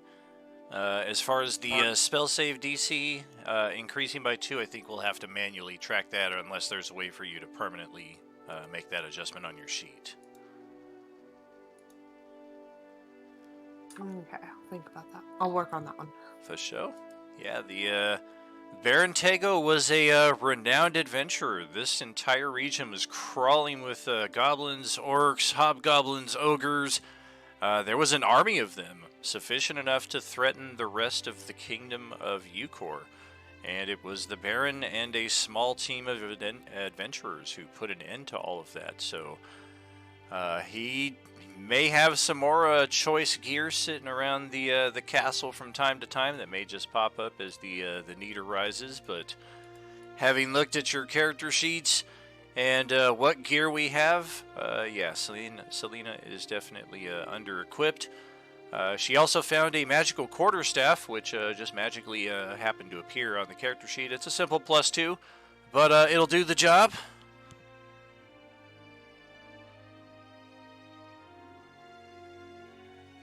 Nice. For sure, for sure. I don't know if you'd heard us talking about trying to get a long rest, but I guess now that we have this bedroll, it'll be easier. Yep, I heard y'all talking about that, and that reminded me of a couple little goodies that I had here in the castle. Hadn't expected us to find them. Well, I figured we would come across them this game, just perhaps a bit differently. Suffice it to say, I did not think our first move of the game was going to be, let's just ignore that and keep moving. Oh! Huh. Well, that changes things. Alright then. I was conflicted because as a player, I know what's going on in this time and how that kind of fell apart and rolled across and stuff. So I was like, I don't want to make these decisions. I'll let other people make these decisions.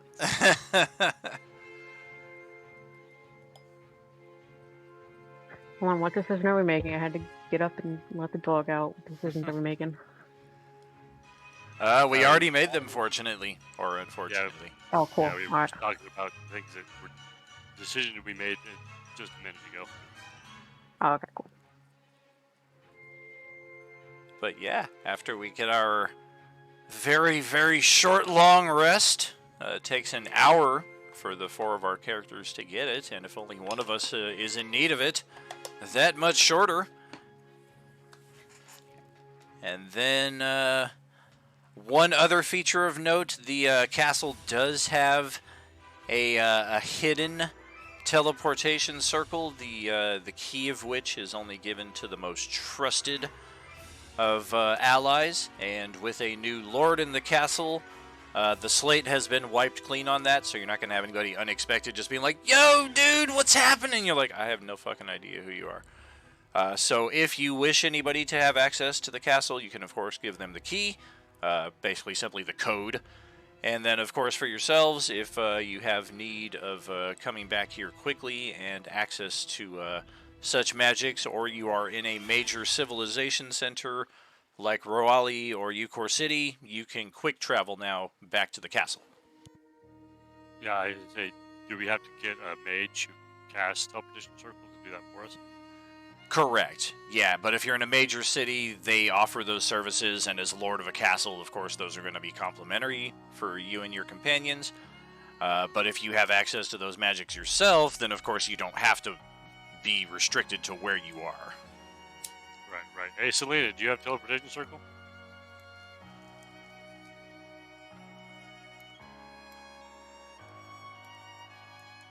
She gets very quiet when I ask her about her stuff. No, I don't. Damn it. I have, like, the little stuff like teleport object, shift space. We could swap places, but that's about it. Let's swap the Baron's Castle and the Eucor City Castle locations. What? Do it. That's how that works, right? Sure. Well, I was gonna, as we had discussed earlier, take some time just to make sure all the high resightings were gone and like get a feel of like what would be needing to be done for me now. Well, we can give it a few days here for sure, and there are no further high sightings whatsoever. Not just here in Eucor, but on all of Alaram itself, from what we are able to tell. I would also, at this point, get a message sent to my commander about developments and whether she wants to be here or whatnot.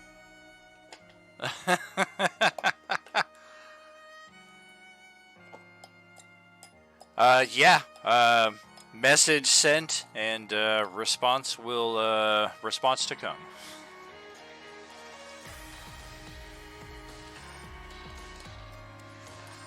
Cool, cool. If I wanted to get a couple of these guards to maybe go out and find us 4 fine horses and a wagon, think I could get them to do that while we're here for these days or weeks. Oh, of course, my lord. We can certainly acquire such a thing for you. The horses we have already on hand, but the wagon we can have brought in from Raleigh. These good quality horses, Yes, sir. not traumatized by recent attacks or anything. No signs that they've shown thus far. This will be their first testing since then, but they've proven stalwart in the past. All right, we'll see how they do. But of course. All right, give me some estimates, receipts, and let me know if you need anything. Will do.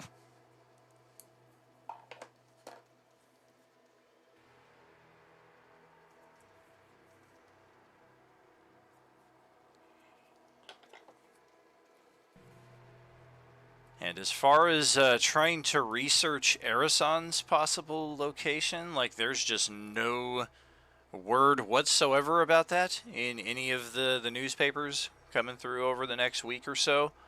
It's almost like just as soon as the Baron disappeared, so too did Arison.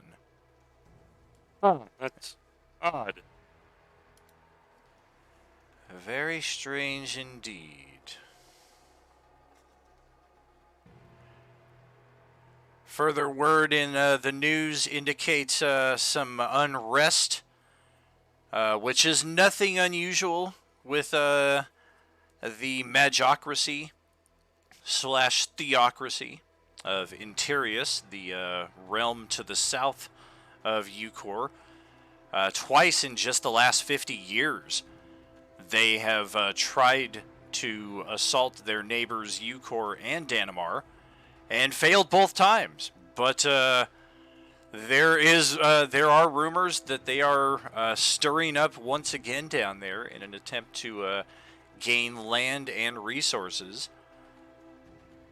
And exactly what approach they will take this time is an unknown, but people are definitely provisioning and battening down the hatches, especially in the more southern reaches of the kingdom. I mean, this is still a long ways away, and a lot of these areas down here do have the benefit of, it depends on if you're Katie's people or not, but they do have the benefit of the Elven Woods and the mountains for some bit of protection.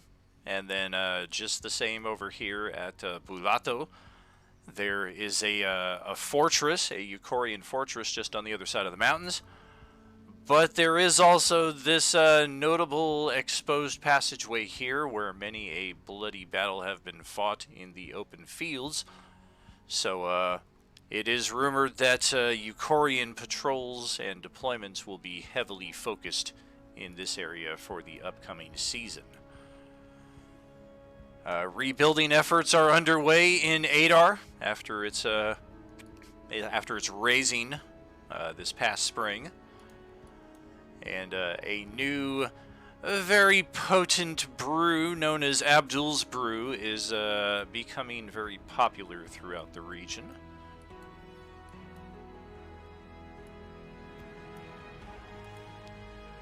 It is a bit of a nice reprieve, but one we know cannot last because, at the very least, the Tarrasque is definitely still out here somewhere. And it, too, has seemingly gone quiet after last being seen in the Elven Woods. And the Saelawood elves, typical as ever, are very tight-lipped about anything that occurred within their borders. They don't allow people within there, so even a rumor getting out that the Tarrasque was there is pretty significant in and of itself.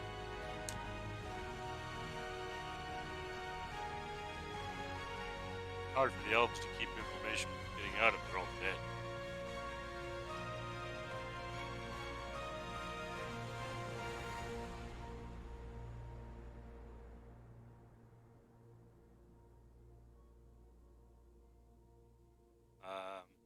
Well, I'll wait for the reply from my commander to see what she has to say.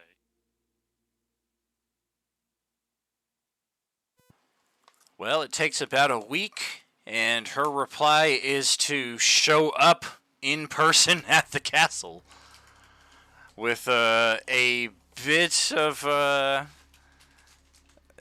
mischievous glee on her face as her first words are, "So you're the lord of the region." But it appears so. I believe this has something to do with. I pull out the deck of cards, the card of the throne that I had pulled. That makes perfect sense. And it does appear that you have somehow achieved the objective en masse in one fell swoop. I will have to find out just how it is that you did that. Report, please. I'll fill her in. Well, we'll obviously go into private to do this, but I'll fill her in completely and how the other AG or whatever told us that killing her will get rid of them and all that stuff. I'll let her know everything that happened and then how they just kind of disappeared after that. So the entire existence of the Hyrie, which we determined to be an unrest of spirits, unable to ascend or descend or transcend, whatever the case may be, to the next stage of existence. They were all tied into the presence of a young girl who is the daughter of a mass murderer from a century ago. As this other entity that looked remarkably like her claimed. Do you... Whether or not she tells the truth, it's hard to say. What is your perception of the truth of this? It all seemed rather convenient to me that she shows up, destroys the other girl, and then says, "Oh, hey, by the way, now that you're here and have nothing else to do because this problem that you're looking at, I dealt with by dealing with her, come work for me." It just seems rather convenient. And you say she had a rather oppressive presence about her. Oh, yes, quite. She opened a hole in the world, in time, space to arrive, and she was not fully in phase with our reality, I guess is the best way to describe it, because I could not affect her physically at all. And she barely even noticed us until after her deed was done. And you say her deed was of the most powerful magical capability she wished. That would appear to be what she did, yes. Oh. I do believe, if you have room, my liege, I will take up residence here in the castle. Of course. As for our next step, I suppose that will depend on what is happening in Enemier. There are rumors to the south, and of course the castle is prepared for another incursion, primarily for the gem mines to the south of the kingdom. Interius has had their eyes on those for some time, and they tried for them in the last war. We may be redeployed after the winter, but for now I expect we may find a bit of a reprieve, minus this monstrous creature that is roaming about. I had a brief interaction with that thing myself. It is quite formidable. Oh. I see much of your group is not present. Is that why? Mostly, yes.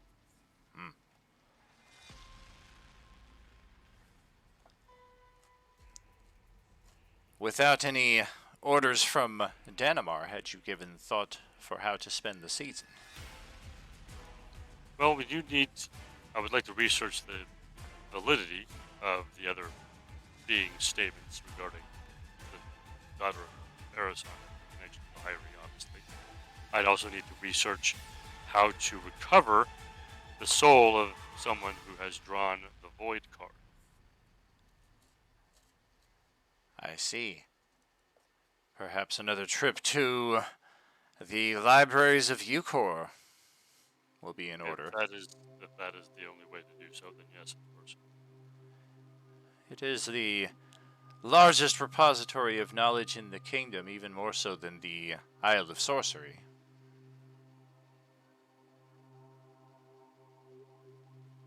And of course, I will need to find a way to make more money, because now I have lots of expenses, apparently.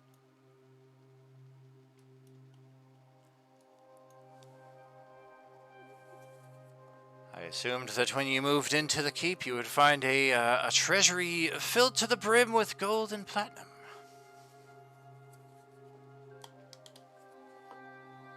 Found some nice items, but otherwise, no.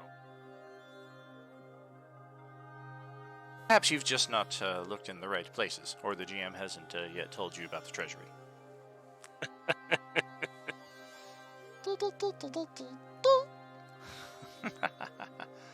Ah! Ah!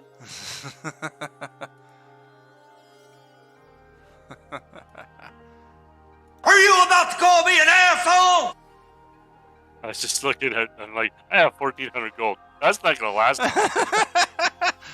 My lord, it's payday. What's the roster here? 1,500. F.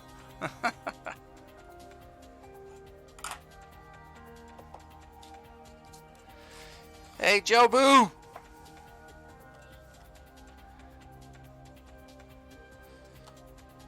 Bad to take Joe Boo's rum. What about the other units? You got it. Let me adjust your volume again. You were coming in booming earlier. Now you're coming in super soft. Try again. What were you asking about the other units? I asked her, what about the other units? Will they be? Are you going to call them into this location, or what? It is likely that they will. Some of them will return here. Some of them I will keep in the field, as they have a variety of tasks beyond just that of the Hyrie that they were tending to. Very good.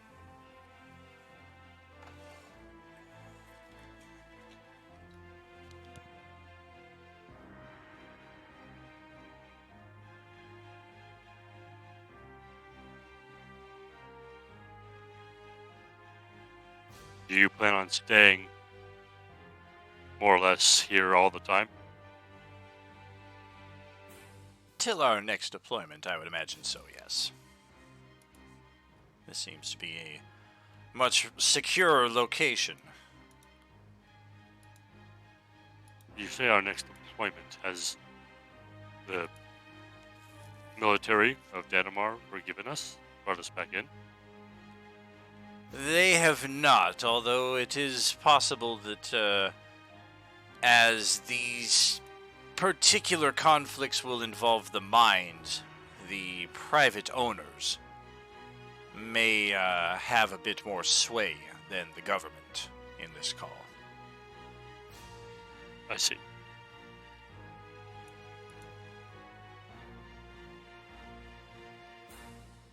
Well, I plan on having you act as, what would be the term, seneschal?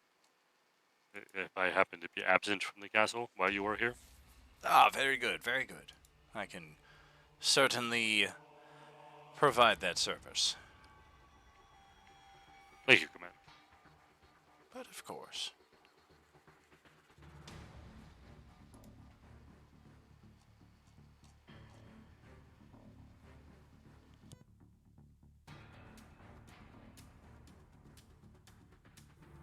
And I'm sure if we need to acquire the resources to do so, we may be able to upgrade the defenses of this building in Danamari fashion.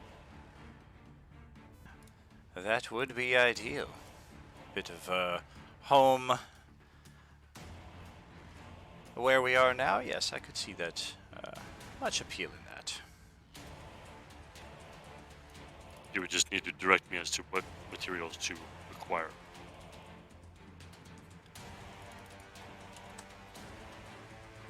I could perhaps put together the plans for that myself and simply put together the receipt for you.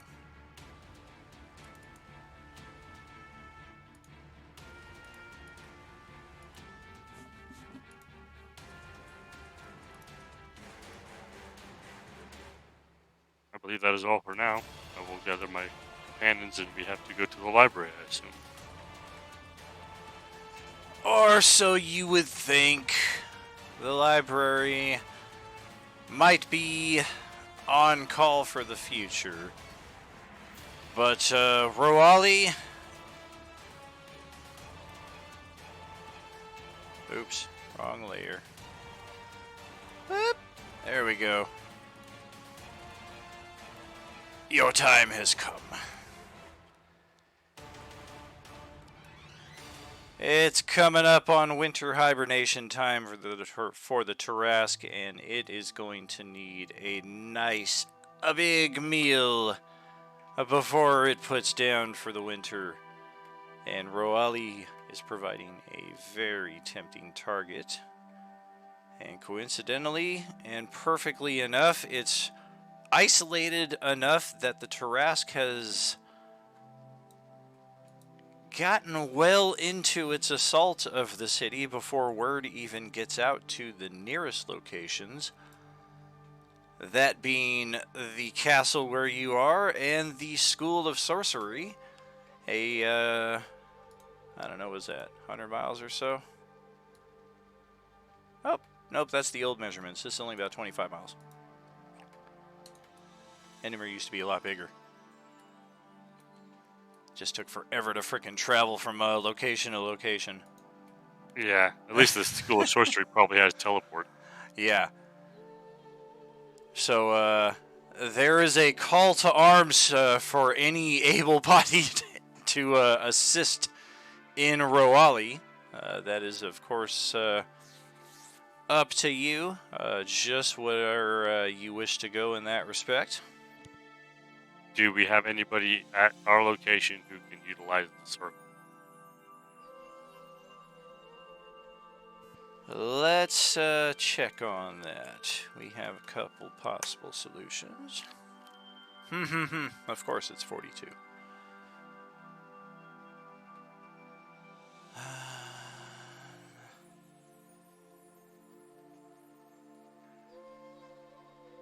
There is a scroll of a teleportation circle, which we should be able to utilize with our current capabilities, at least as a one-time thing.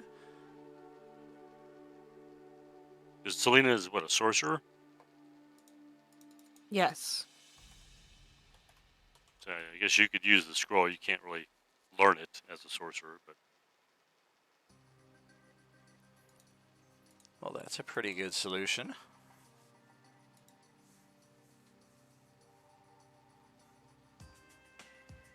Yeah, I would say to the group, hey, that big-ass monster's attacking the city. They're asking for help. We have this scroll that can get us there right now.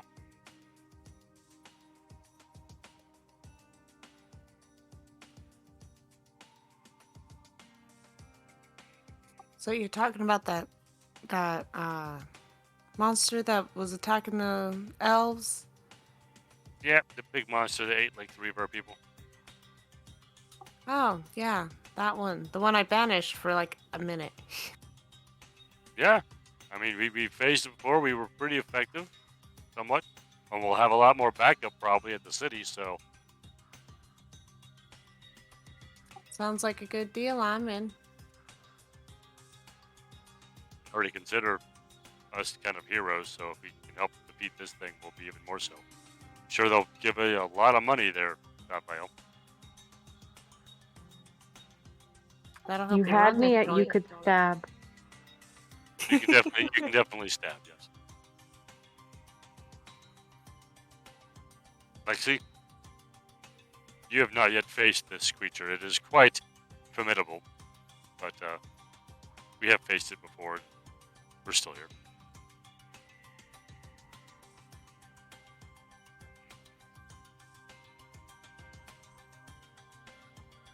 He's taking a long rest. And it takes 15 minutes.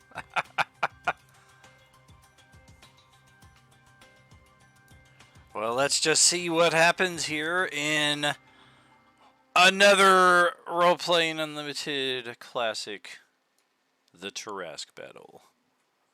Whoop. Quick teleport circle, jump over to Roali, and let's just check the state of things when we get there. All right.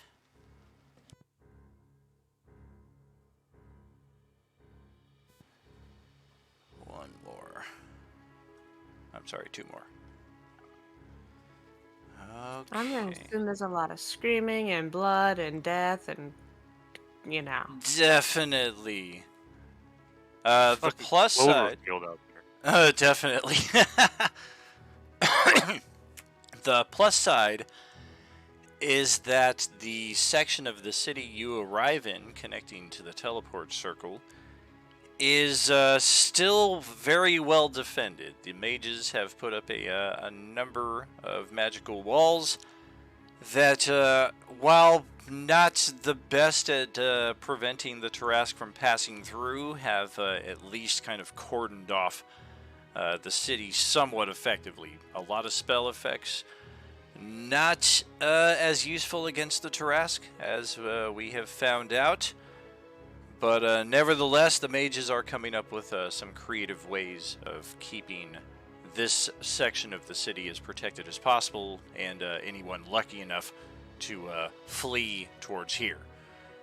The downside is the east side of the city, where the Tarrasque is currently stomping and tromping through. You guys can hear it, probably only 100 or plus feet away. As the crow flies from your current location, its annihilation of that sector has been pretty complete, both on a structural and civilian capacity, and as well as a military capacity. The Tarrasque has been very successful at destroying a very sizable chunk of the city here so far. So let's get our tokens onto the board.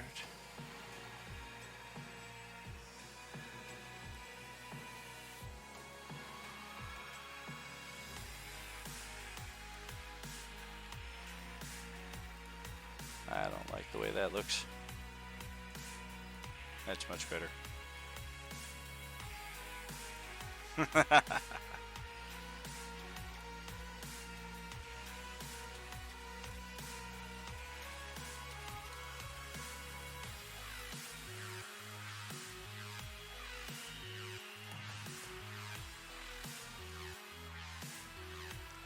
Sapphire's like the dude in Braveheart, got her own island down here.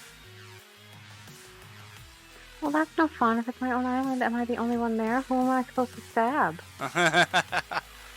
You've got a long range dagger. You can just kind of stab it freely from here.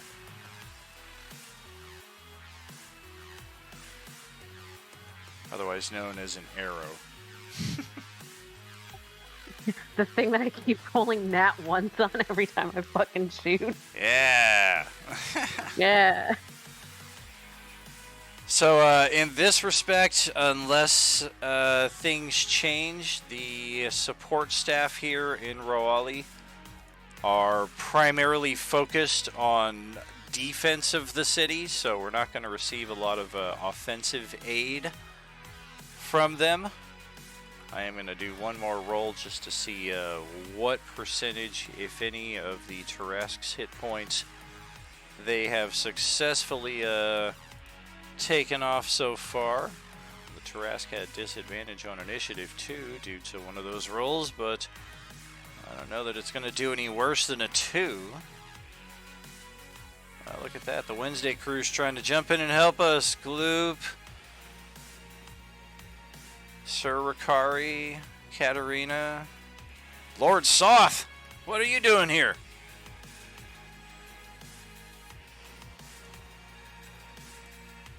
Alrighty. We're seeing something or not.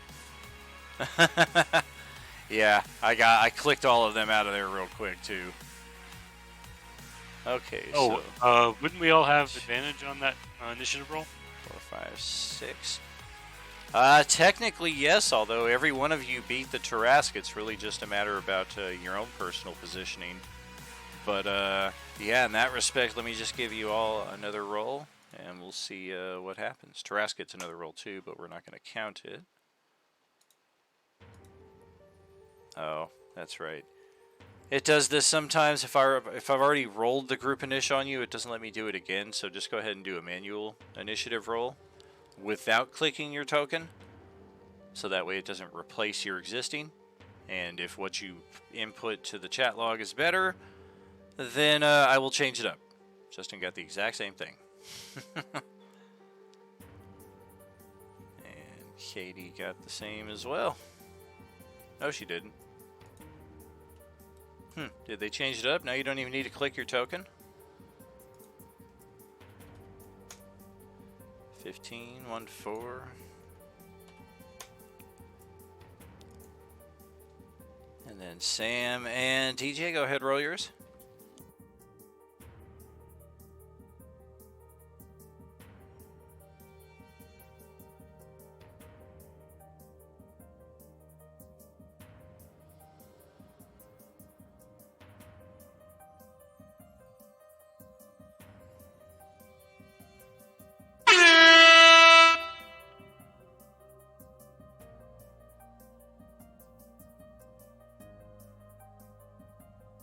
Are you there? Alright, I guess we'll stick with the... Unacceptable. I guess we'll stick with the initiative as we have it. Worky. So... Hey, there he is. Yeah. At least he'll be in the combat. Okay, yeah, I need to do one more roll here. Or 2 more, I should say. Okay, yeah. One more roll, which determines nothing there. Yeah, they have been rather ineffective on damaging the Tarrasque thus far. Let me just check one thing here.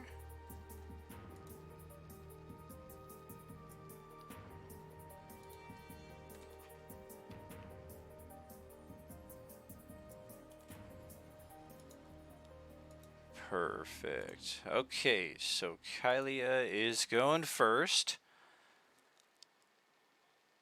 And exiting the Mages Guild to the courtyard outside where mages are assembled everywhere.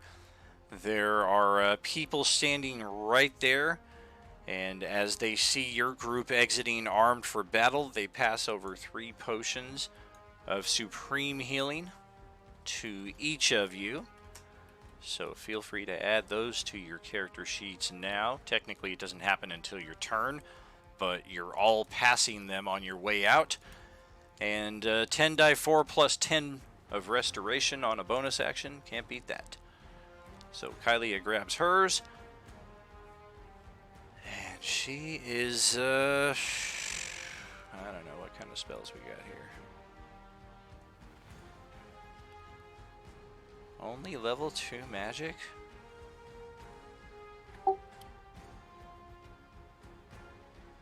Man, That shocking belly spell is very popular.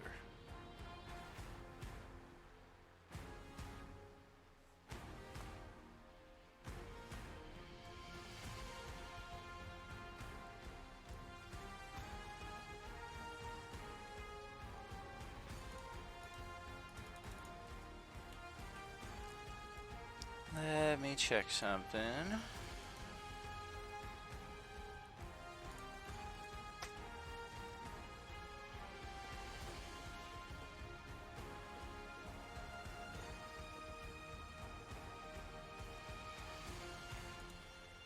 Yep, Kylie goes running out into the streets, using her perception to best guide her towards the location of the Tarrasque. 14, decent enough, and there she goes, hustling off to the east. So, Lexi, that's over to you.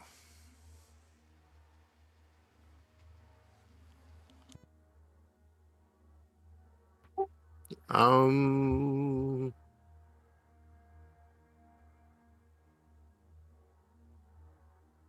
are inside the Mage's Guild. You can get your 3 potions, and the Tarrasque is somewhere to the east of you, but as it is obscured by the city between you and it, you don't know exactly where it is. All right. I'll grab the potions and head that direction, but I'm not trying to be first because I do not have a lot of attack going on. Go ahead, roll your 3d10 temporary hit points. Yep, everybody should get those as part of your rest through the adventurer's bedroll. And roll a perception check as well to see how well you can determine. Oh, there's that. Yeah, not trying to be up front, so probably don't see so great. Sure. You do see where Kylie ran off, and you can track behind her. Yeah, sounds good. Keep an eye on her rear. Nah.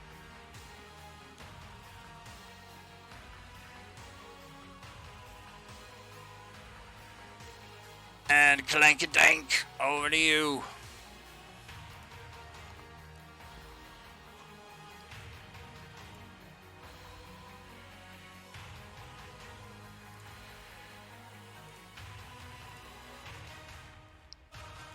New token for Clanker there if we didn't get a look at it. New one for Lexi as well.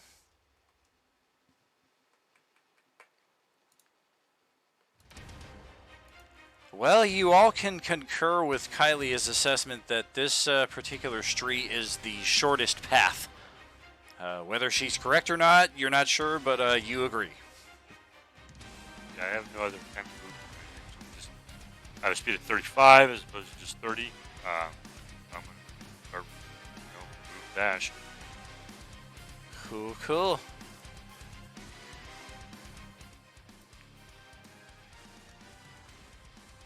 And Selena, over to you.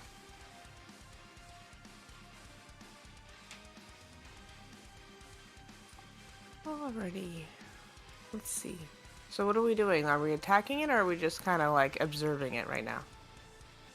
Neither. Nobody can see it just yet. You all kind of hear it a couple blocks away. So right now everybody's just rushing out of the guild, grabbing their potions, and then rolling a perception to try to best figure out the way to get the drop on this thing.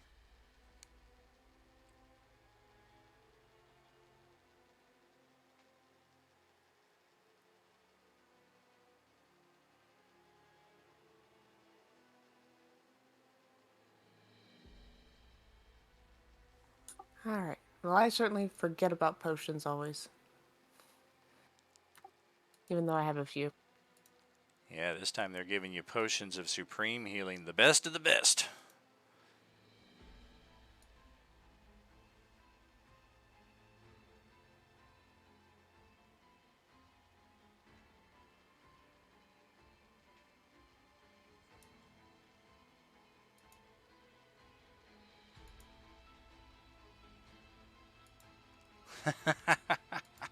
All right.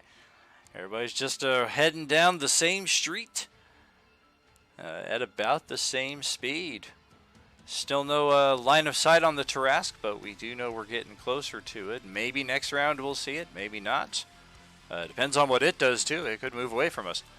Saphiel also with a new token on her own island down here.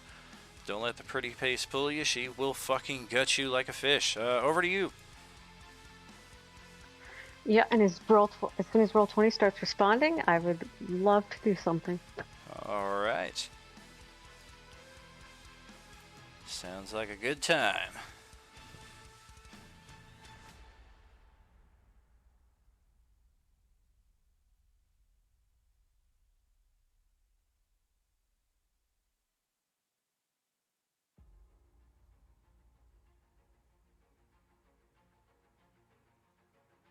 I would just like to remind everyone and Dan that we are 10th level.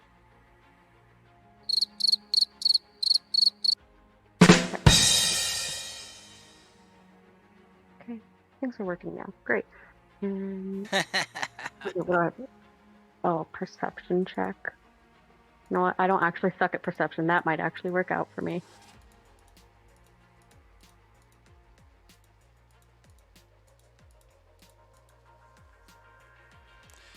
Hey, perception. So after All the way from my own little island, baby. after grabbing your potions and hustling out of the main courtyard, you kind of take that extra second that nobody else did, just to take a further glance at your surroundings. And yeah, the street they're heading down is pretty much the best bet, but there is a side alley that catches your eye. Particularly, it's almost like it's glowing like a quest item halfway down the alley. A ladder leading up to a rooftop. And I don't know, you fought this thing before, and it is like 50 feet tall. So perhaps... Oh, you know I'm going up to that roof. You know I'm climbing that ladder. You know. So last one in line, she watches everybody else kind of hustle on a little bit ahead of her. Guys! Screw it, I'm taking the ladder. And as far as the Tarask goes... Sure...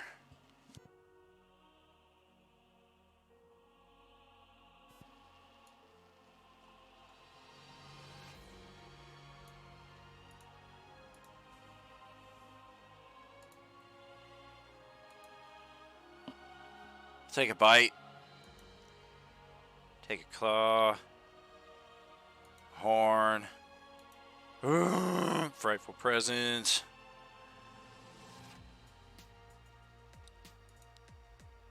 Tail swipe. Another claw swipe.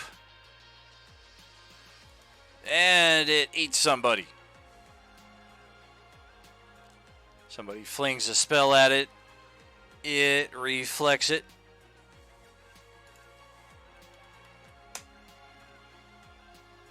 Or unaffects it, I should say.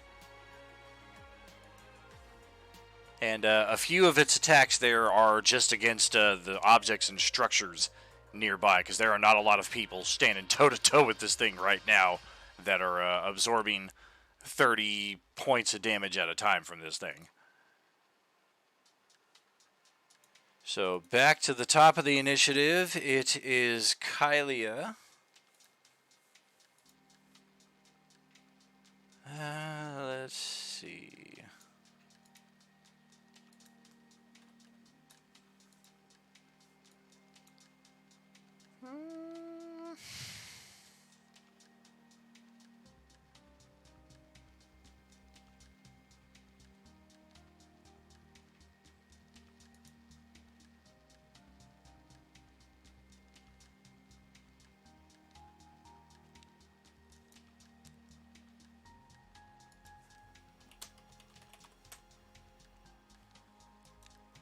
Okay, Kylia makes it down to the end of this dim street to a more brightly lit marketplace center up ahead. And even though you can all hear it, to pretty much know that it is up in this marketplace.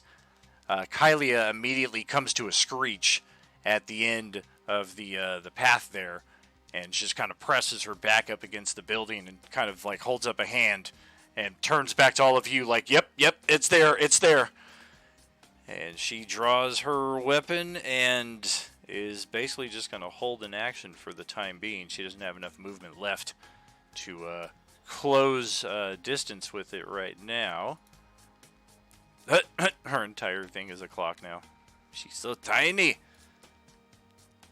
And Lexi, over to you.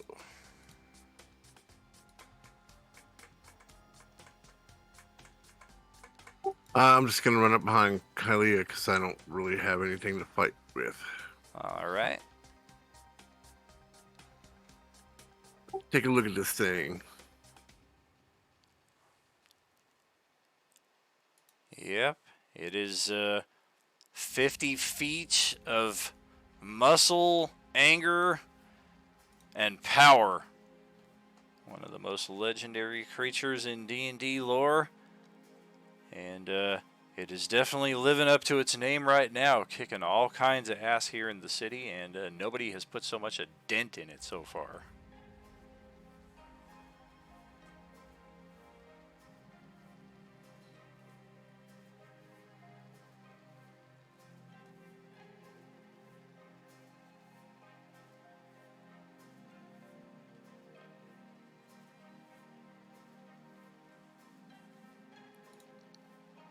You still got that tactical nuclear warhead we talked about? No, I said unless one of us in the party can cast it. Tactical nuclear fireball.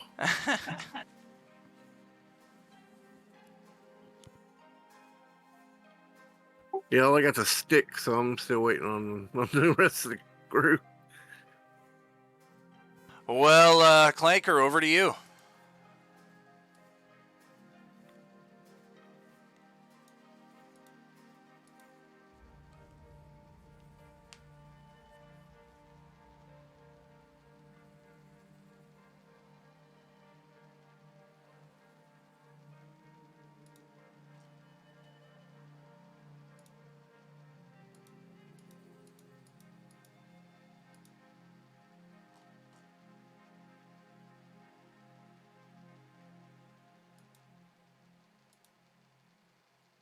Does Lexi do anything? He did not. He just took a look at it, and he's waiting for the other party members. What am I gonna do? I got a stick. I'm not gonna. It's 50 foot tall. You hit it with the stick. No thanks. Somebody get the stick. I'll show you how it's done. So what? We have to go around the corner to see it. Is that what it is? Correct. There's still some. It's still like another 30 feet to the end of the street, and then once you get there, it's like another 50 feet across the courtyard. Okay, so I'll move up to that point. Move my 35, and then I can start shooting it from here. Hopefully get its attention so it stops killing other people. Yeah, so I'll move up and I'll take a couple shots on it. Alrighty.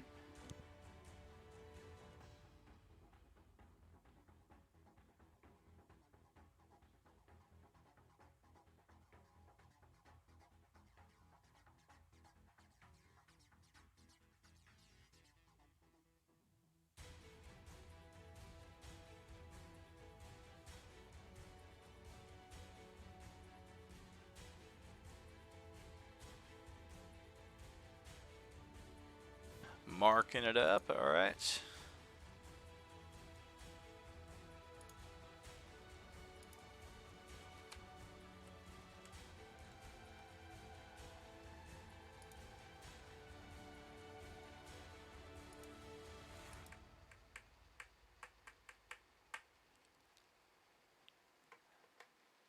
Okay. 3 points shy there, but we're going to have Kylia give you a D 6 hero point there.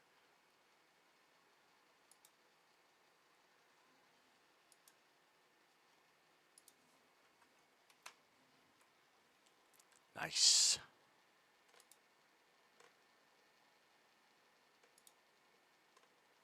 Okay. Radiant and swarm damage. Pretty sure both of those will hit at full plus That's the hunter's mark. Let's see. Yeah, good to go.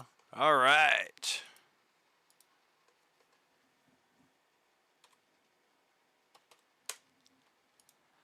And that's the first bit of damage that it has taken.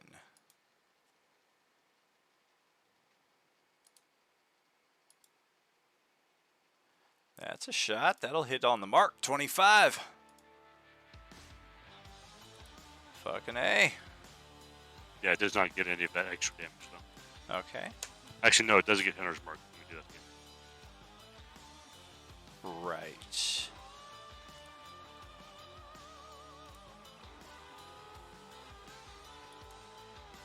I doubt you'll see the hit point bar move from 1 extra.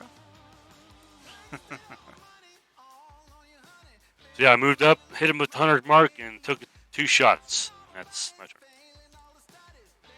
Well, okie dokie. Looks like up next is Selena. So seeing how I can't move quite so much, I'm gonna follow along as quick as possible, meet up with everybody. Sure thing. Can definitely And get to then- the end of the street. Not that I can do much else, but I'm gonna go ahead and cast Blade Ward cantrip just so that I can, you know, not get hurt as bad if things start falling on us. Sure, sure.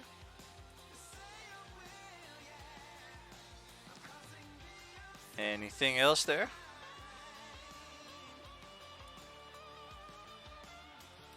No, not really at this point. Like I said, I can't really move too far. Okay. Katie, that's over to you. You make your way to the top of the ladder, and as soon as you reach the top of the rooftop, yep, you are staring at this thing's back.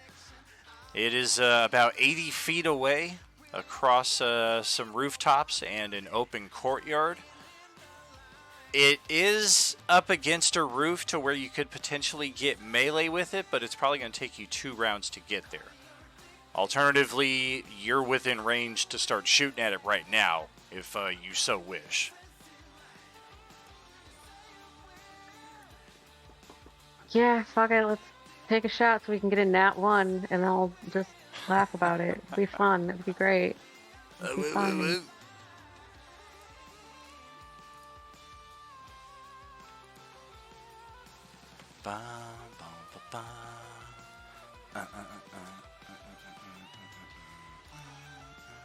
Hey, you know how we have advantage on our first attack roll? That's right. Woo! You're telling me I actually hit something with a fucking arrow? And we're gonna use a +3 arrow too, by the way. And you crit. Holy crap, so an extra 3 damage there. What's that? 20, 38, 39. Ooh, 40. Okay. And then I'll start moving rooftops or whatever closer to it. See if I can do some other damage as soon as I get close enough to, and or make stupid decisions like perhaps jumping on it. We'll find out. That'll be fine. Roll insight.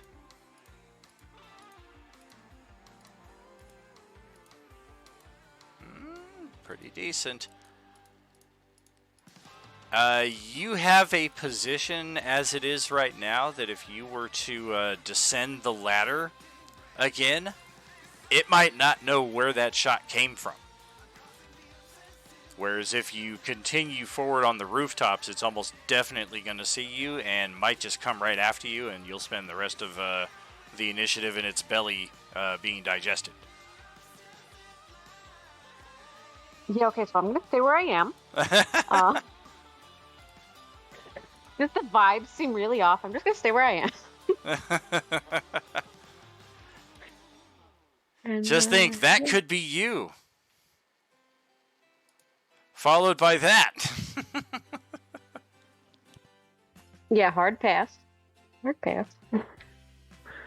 But I think that's my turn then. All right. So on the Tarask's turn, it will each creature of its choice who are aware of it.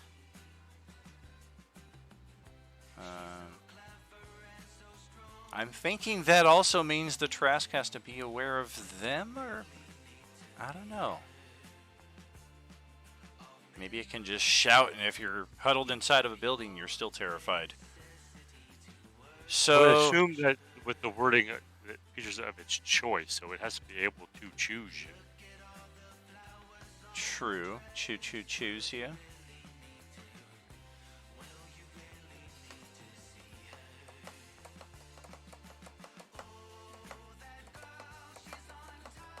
That's a really weird way to word that ability. It is. Normally you have it worded like that so that you can like exclude allies from the effect, but who the fuck's allied to the Tarask? The baby Tarask. The little Cloverfield monsters.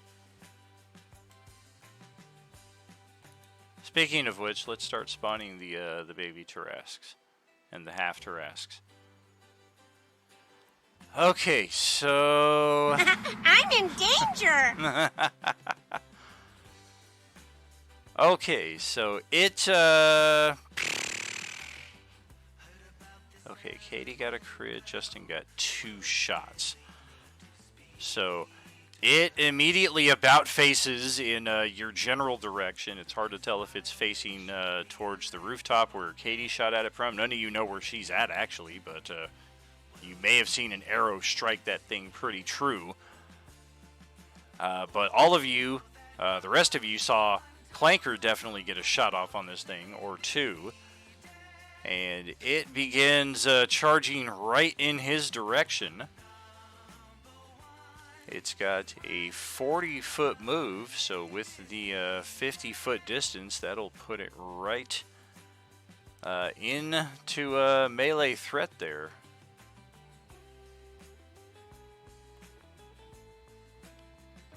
And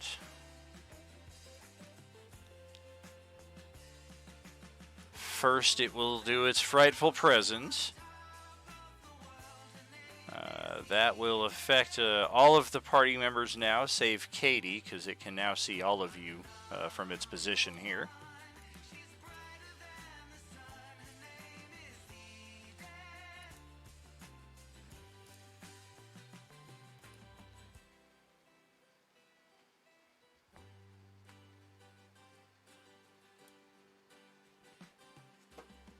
So wisdom saves. Sam, DJ, and Justin got his there. Frightful Presence, his DC 17. Come on, little guy. I'm just a little snack. I ain't even like a snack. I'm an M&M.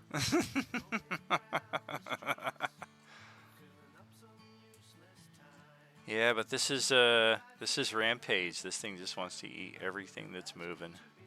And then it gets extra points if it climbs the buildings. It just bap, bap, bap, bap, bap, and starts taking them down. Okay, so it's going to begin with a claw attack on Clanker there. Oh, Clanker is going to make that save with the hero point. Yeah, Kylie can't really help anybody out with her boost. But she should roll one herself. Whoop. How about that?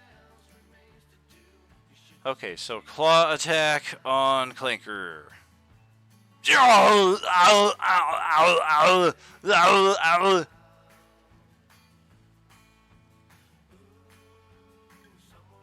you son of a bitch. You think this is the real Clanker? It is.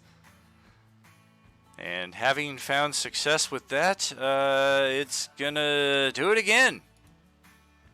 Hey, how about that?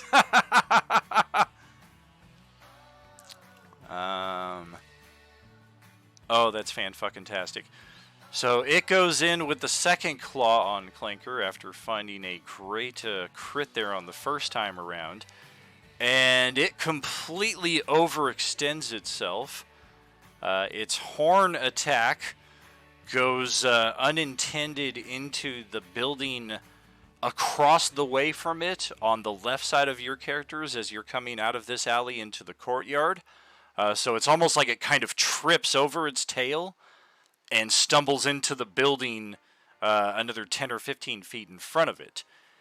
Likewise, its tail attack swipes into the building that it was next to initially, which happens to be the same one that Katie is on the backside of, clinging onto the ladder. And 34 to hit for 24 bludgeoning, taking into account the siege monster ability. That's going to cause a dexterity saving throw there from Katie, because you may lose your grip on the ladder unintentionally. Okay, you are good. Now let's check if the ladder makes its saving throw to hold on to the building. That's the wrong die. You're always going to make your saving throw if you get a D100. Okay, the ladder is just barely hanging on. This was a great plan last round. It may not survive future attempts. But for right now, you are okay. And it has no additional movement to get back up because it used all 40 to get over here. And based on the way it's facing, its bite attack goes against a random innocent who is inside of that building that it just unintentionally horned. So somebody just got... And that will send it over to Kylia's turn again. At the start of the initial, we'll get one more round in here.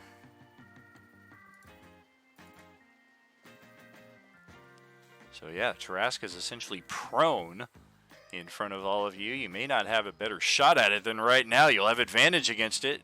It's going dead last. So Kylia steps in. And in fact, with her additional movement, we're going to step around the Tarask and be on the other side of Clanker. We get advantage anyway because of the Adventurer's Bedroll, but both of these attacks will be with advantage.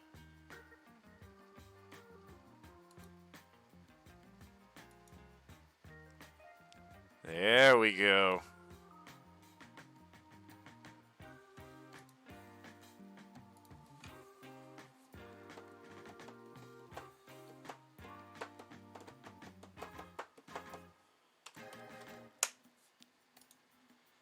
Got that. And it's over to Lexi. This thing is laying right in front of you. Actually, it's Clanker's turn. I don't know why the initiative was doing that. Clanker's at a 15. Lexi's at a 13. Huh.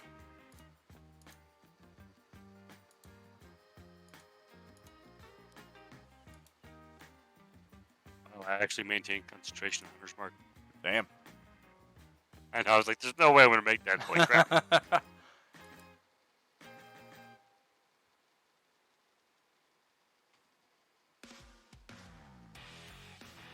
Alright, well, let's manifest my Echo on the other side of it as well. And I'll go to town, taking my 2 attacks, and it's 1 attack. Okay.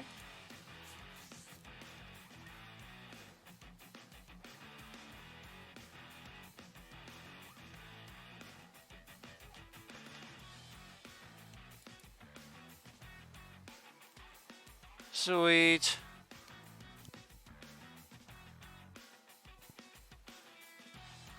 Dope. One of the better ACs in the system, 25.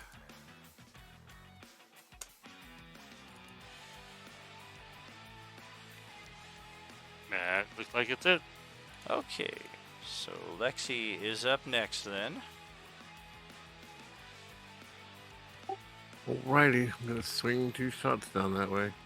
All right. Advantage on your first. Damn! And then,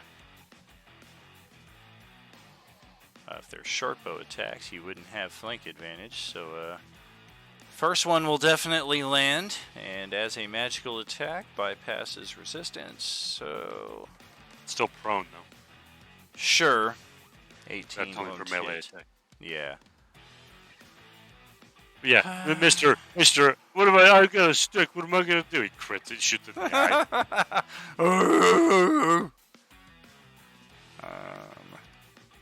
There we go.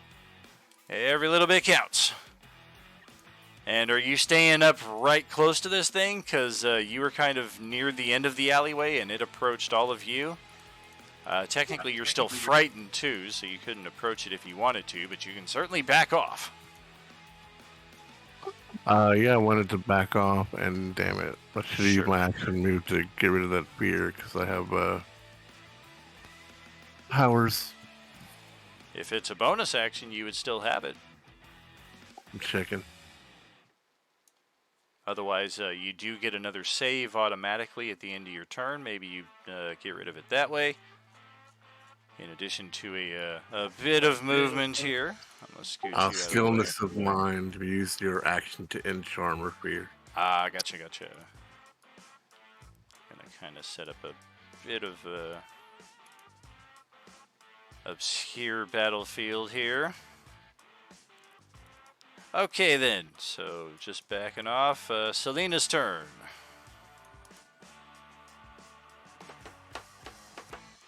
Alright, so we do the save and throw after our turn, right? Yes. Yeah, so I'm still scared, so I'm gonna pretty much have to just back off a bit. I'm like, oh no. I think actually she's just like up against the wall and just like kind of like drops down.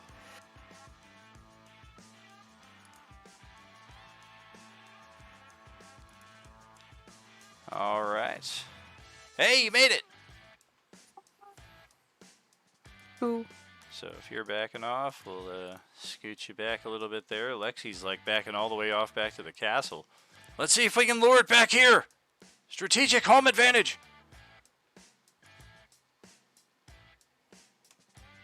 And Kate. Yeah, I don't have a scale. Oh, you're good.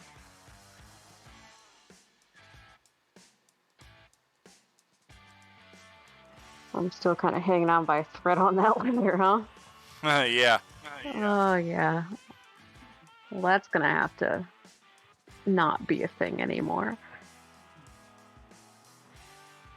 Go back up on the roof if I can do that. Much prefer the roof over the ground. Not to, make any Star Wars references here, but high ground, does have its advantages, huh? That's funny. I was going to go Tremors with it. They're on the ground. You got to get higher. Yeah. Also a pretty decent reference. Yeah. Although I will say, at least I've seen Tremors. I haven't seen Star Wars. I'm not going to lie. I've never made it through Star Wars. What? I fall asleep so quick every time. Nestor, that won't do. You got to get higher. But Tremors, however, bangers. Cult classic. How close can I get to this thing on my turn? It moved closer, so you can get right up next to it if you so wish. You would just kind of be moving to the opposite edge of the roof. It is closer to this. It is closer to the side of the building that is less structurally sound because it did just swipe through it with its tail. Like I could get in rapier distance, stabby stabs. Deaf? Oh yes, I'm gonna do that. Stabby stabs. Thank you. Just see the roof is kind of sagging there near where you have to go, so it's like, all right, gotta be very careful with my footing here.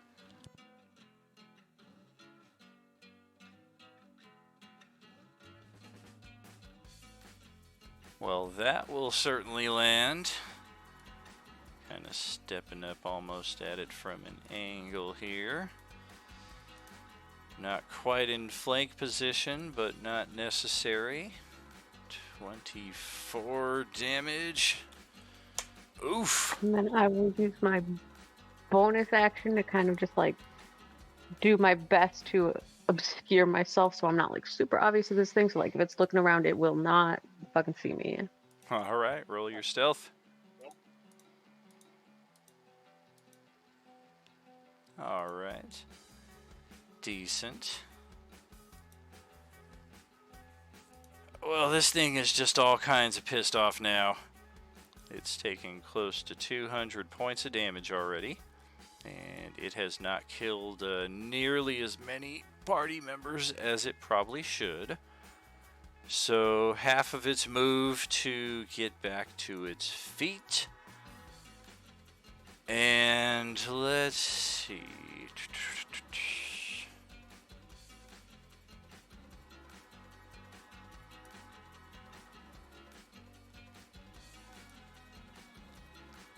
It kind of gets up and almost kind of sniffs in Sapphire's direction, where some of you just kind of briefly saw her pop up over the roof to stab this thing in the back of the neck before she obscured herself again. And it seems to have sniffed her out instantly, as it is going to attempt to horn the building underneath you.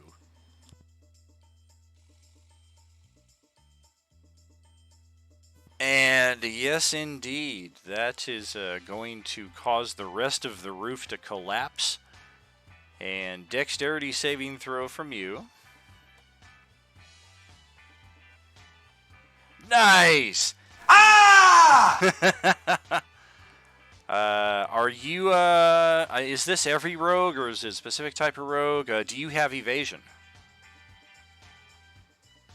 If so, you Yes, basically you just ride the wreckage of the building down to the foundations, and you're kind of lost in all of the wreckage, but somehow you find a perfect pocket that you do not take any damage on the way down. And satisfied that it has taken care of that threat, it whips around in the process with its tail. It is also going to take a few steps forward, and with a 20-foot reach combined with that, yes, we are going to catch Lexi in tail range there. Ooh, boom! A 30 for 20, and a strength saving throw as well to avoid being knocked prone. Me? Yes, sir. Yes. Furthest you could have backed up and took a shot was 30. So all we have to do is scoot about 10, and then bow.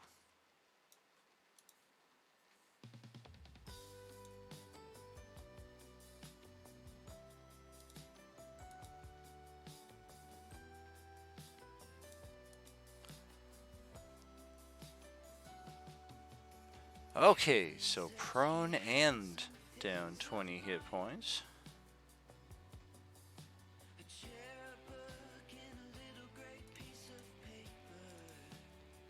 And 3 more attacks for this thing.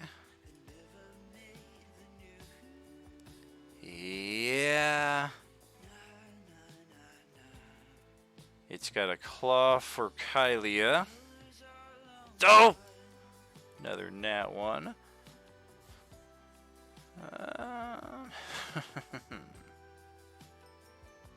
That's its strong hand.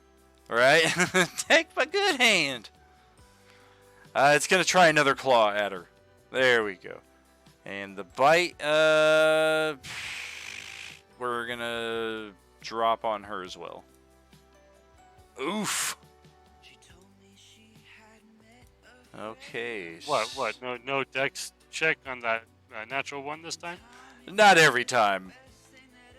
Last time, though, it was too perfect, just the way it, like, rushed across the plaza and, like, fell and, like, slid underneath the ring like Titus O'Neil that one time. Come on, man. We need all the help we can get. 72 points of damage. Ow! Oh, shit. It caused Kylia to activate giant size.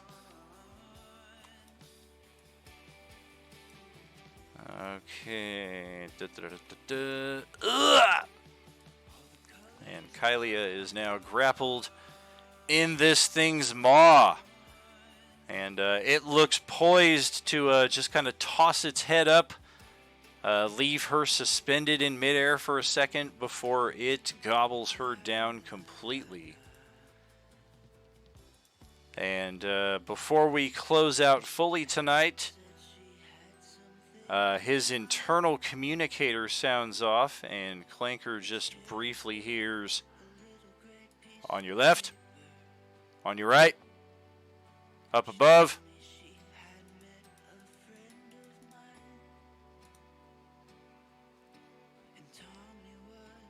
And there is a barrage of laser fire. 12, 18, 38, 42 more points of damage there. Plus a bit more. And if you scroll down your character journals, say hello to Clanker 2, 3, 4, 5, 6, 7, and 8. Each of you have access to 2 of those. They are carbon copies of the original Clanker character sheet. They are some of the other Warforged that are deployed throughout the region. And upon hearing the news occurring in Roali, Clanker's commander, who was present to hear such news, put in a dispatch call and summoned us some reinforcements here. So we've got 7 more Warforged here, and the entire party will have a hand in controlling their actions next session when we continue forward. Anybody that wants to chronicle our turn order here can earn themselves a hero point for use in future sessions. Just snapshot it or copy it down, post it into our Friday Discord chat. And we are inching up even closer on the end of this campaign. Even playing every 2 weeks. I'm not sure just... well, I know we're not going to have another session in November, because the next Friday this would fall on is day after Thanksgiving, so we have no game that night. So even if we have only 2 more sessions of this campaign, it's still going to take us until the end of the year playing this bi-weekly. But this Tarask battle and the recovery of Sajrake are definitely our primary objectives. Before closing out this chapter of Enemier, the First Step Reimagined, after which it looks like our Friday night campaign is going to be Dragonlance Shadow of the Dragon Queen. That was what we polled ourselves on in the Discord chat, and we had easily 2-1 in favor of that over the Curse of Strahd module. So if you're in this group already, good chance you're probably going to be in the Dragonlance campaign, if such a thing interests you. More to come on that in the weeks to come. We're still 2 months out from that at least, but I do plan ahead. Oops. Fun. That's the wrong screen right there. Oh yeah, Dragonlance is my favorite campaign setting. First one I was ever introduced to for a D&D novelized setting, so a lot of fond memories in that respect.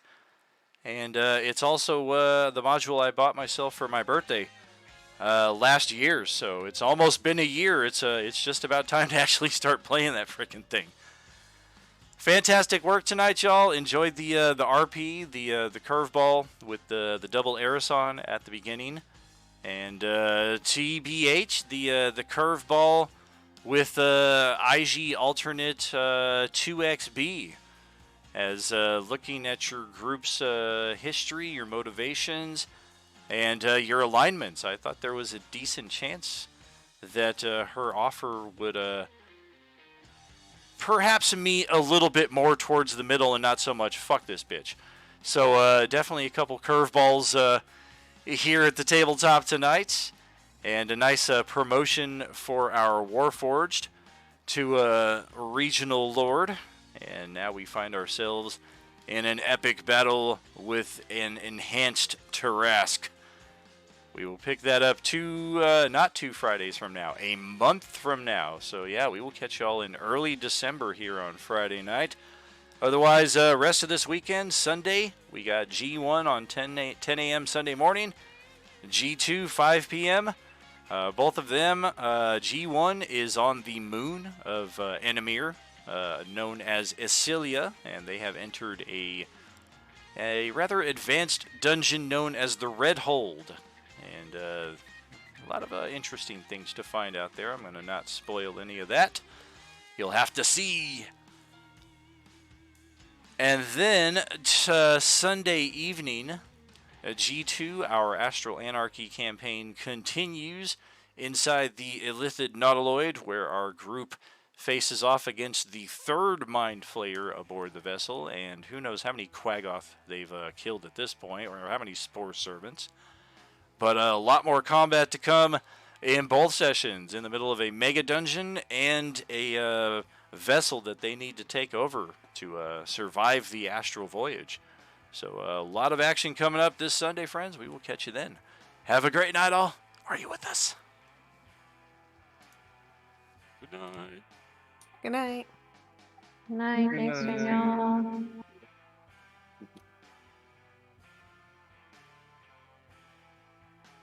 Thanks, friends. Have a good night.